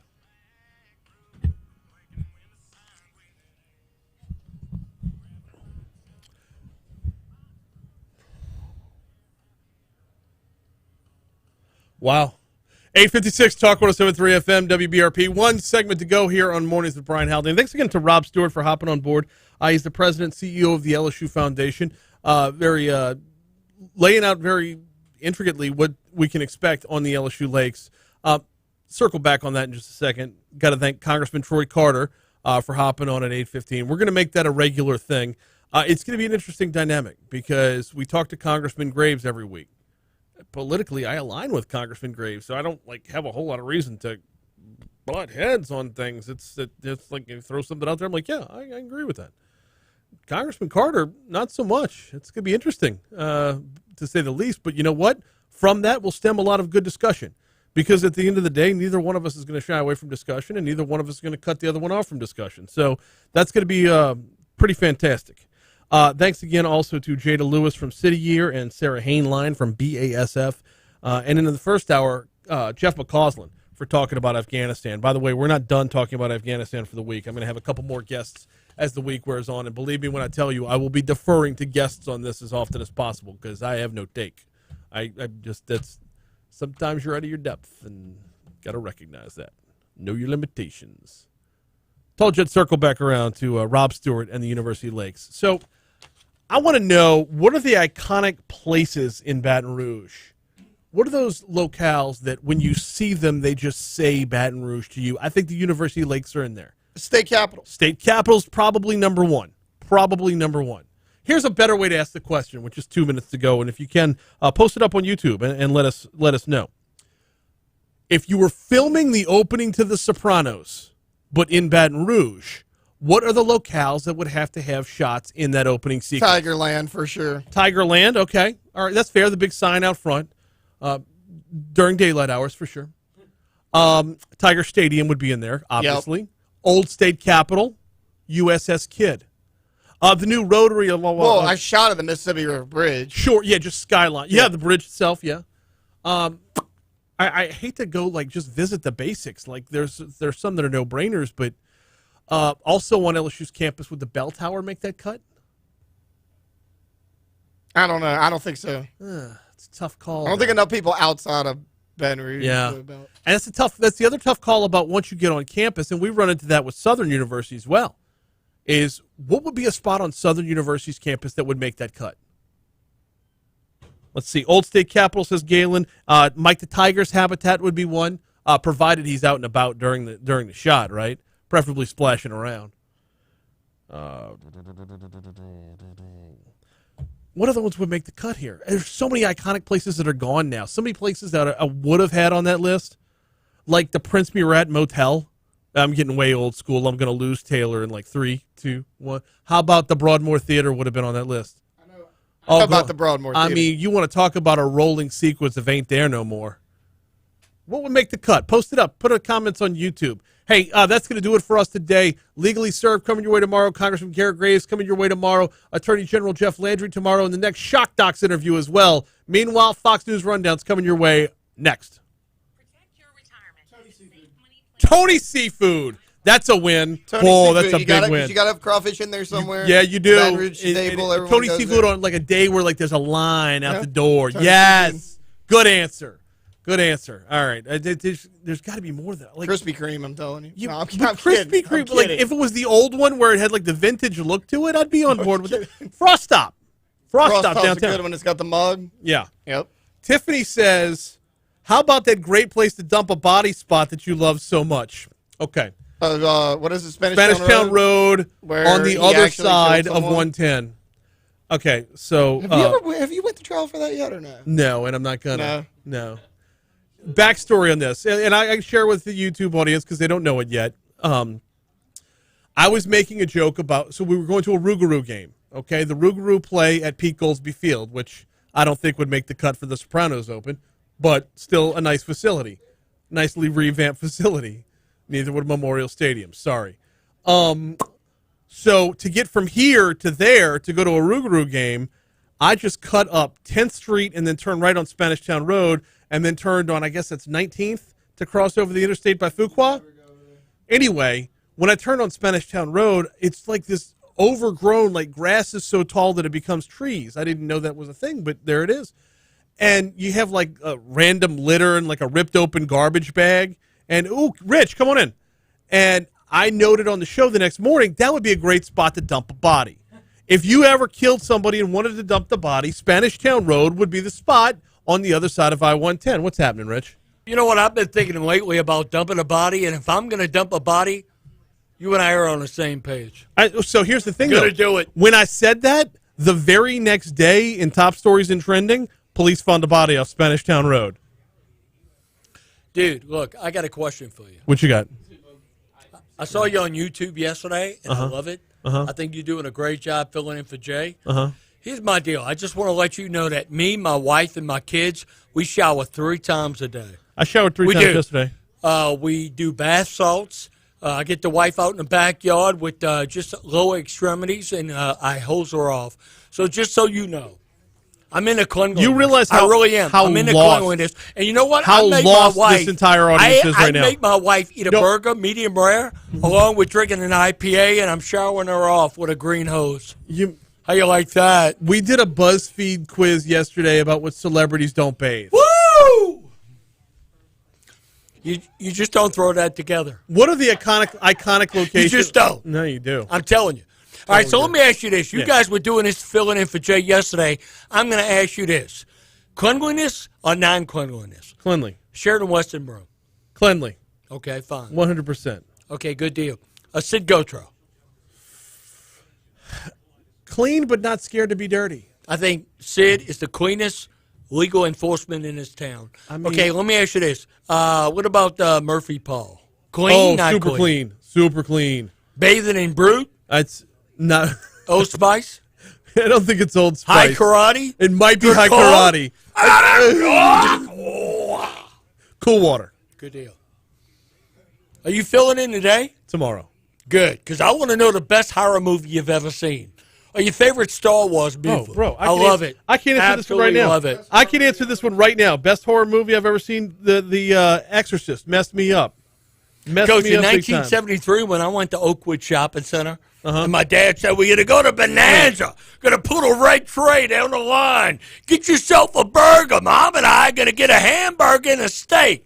Coach, when I went to Oakwood Shopping Center and saw The Exorcist in 73, first thing I did when I got home out of the Cutlass Supreme is look for 3 6s on my scalp. True story. So we saw the house while we were in Georgetown, while we were in D.C. We walked right past the house where The Exorcist took the setting for it, and then we walked down the staircase. You know, spoiler alert. You know the end of the movie when the priest like throws himself out the window, so the like he takes a demon in him and then jumps out the window. Right. We walked down that same staircase. Oh, Haldane, I got a big question. I know you get ready to wrap it up. Has Grace made a turn for the North? Because if No. that didn't happen, No. you and I are not going to be together until next Monday. We're not going to be together till next Monday. Grace is not going to be a thing. Not for us. I mean, here's the thing, though. Should we see if we can do the show on location in Cancun? Because it's going to clobber Cancun. Now, Taylor's on the other side, and Taylor needs to hear this. So when's the next time you're filling in for Dakota? Tomorrow afternoon. All right, so can you and I do it together, or you think you're going to offend Jay? Or Chuck. I don't think I'll offend either one of them, but I'll tell you one thing. Don't make me get a wicker basket and some hops in my backyard. I'll brew something.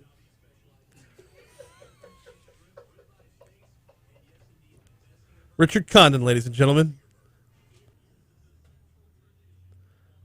Always here just to make me a little bit more uncomfortable. I was going to show him the picture from the Exorcist, and I can't find it. Anyway, I got to get. I'm supposed to be in a training like as of 5 minutes ago. I'll see y'all later. We'll see you tomorrow.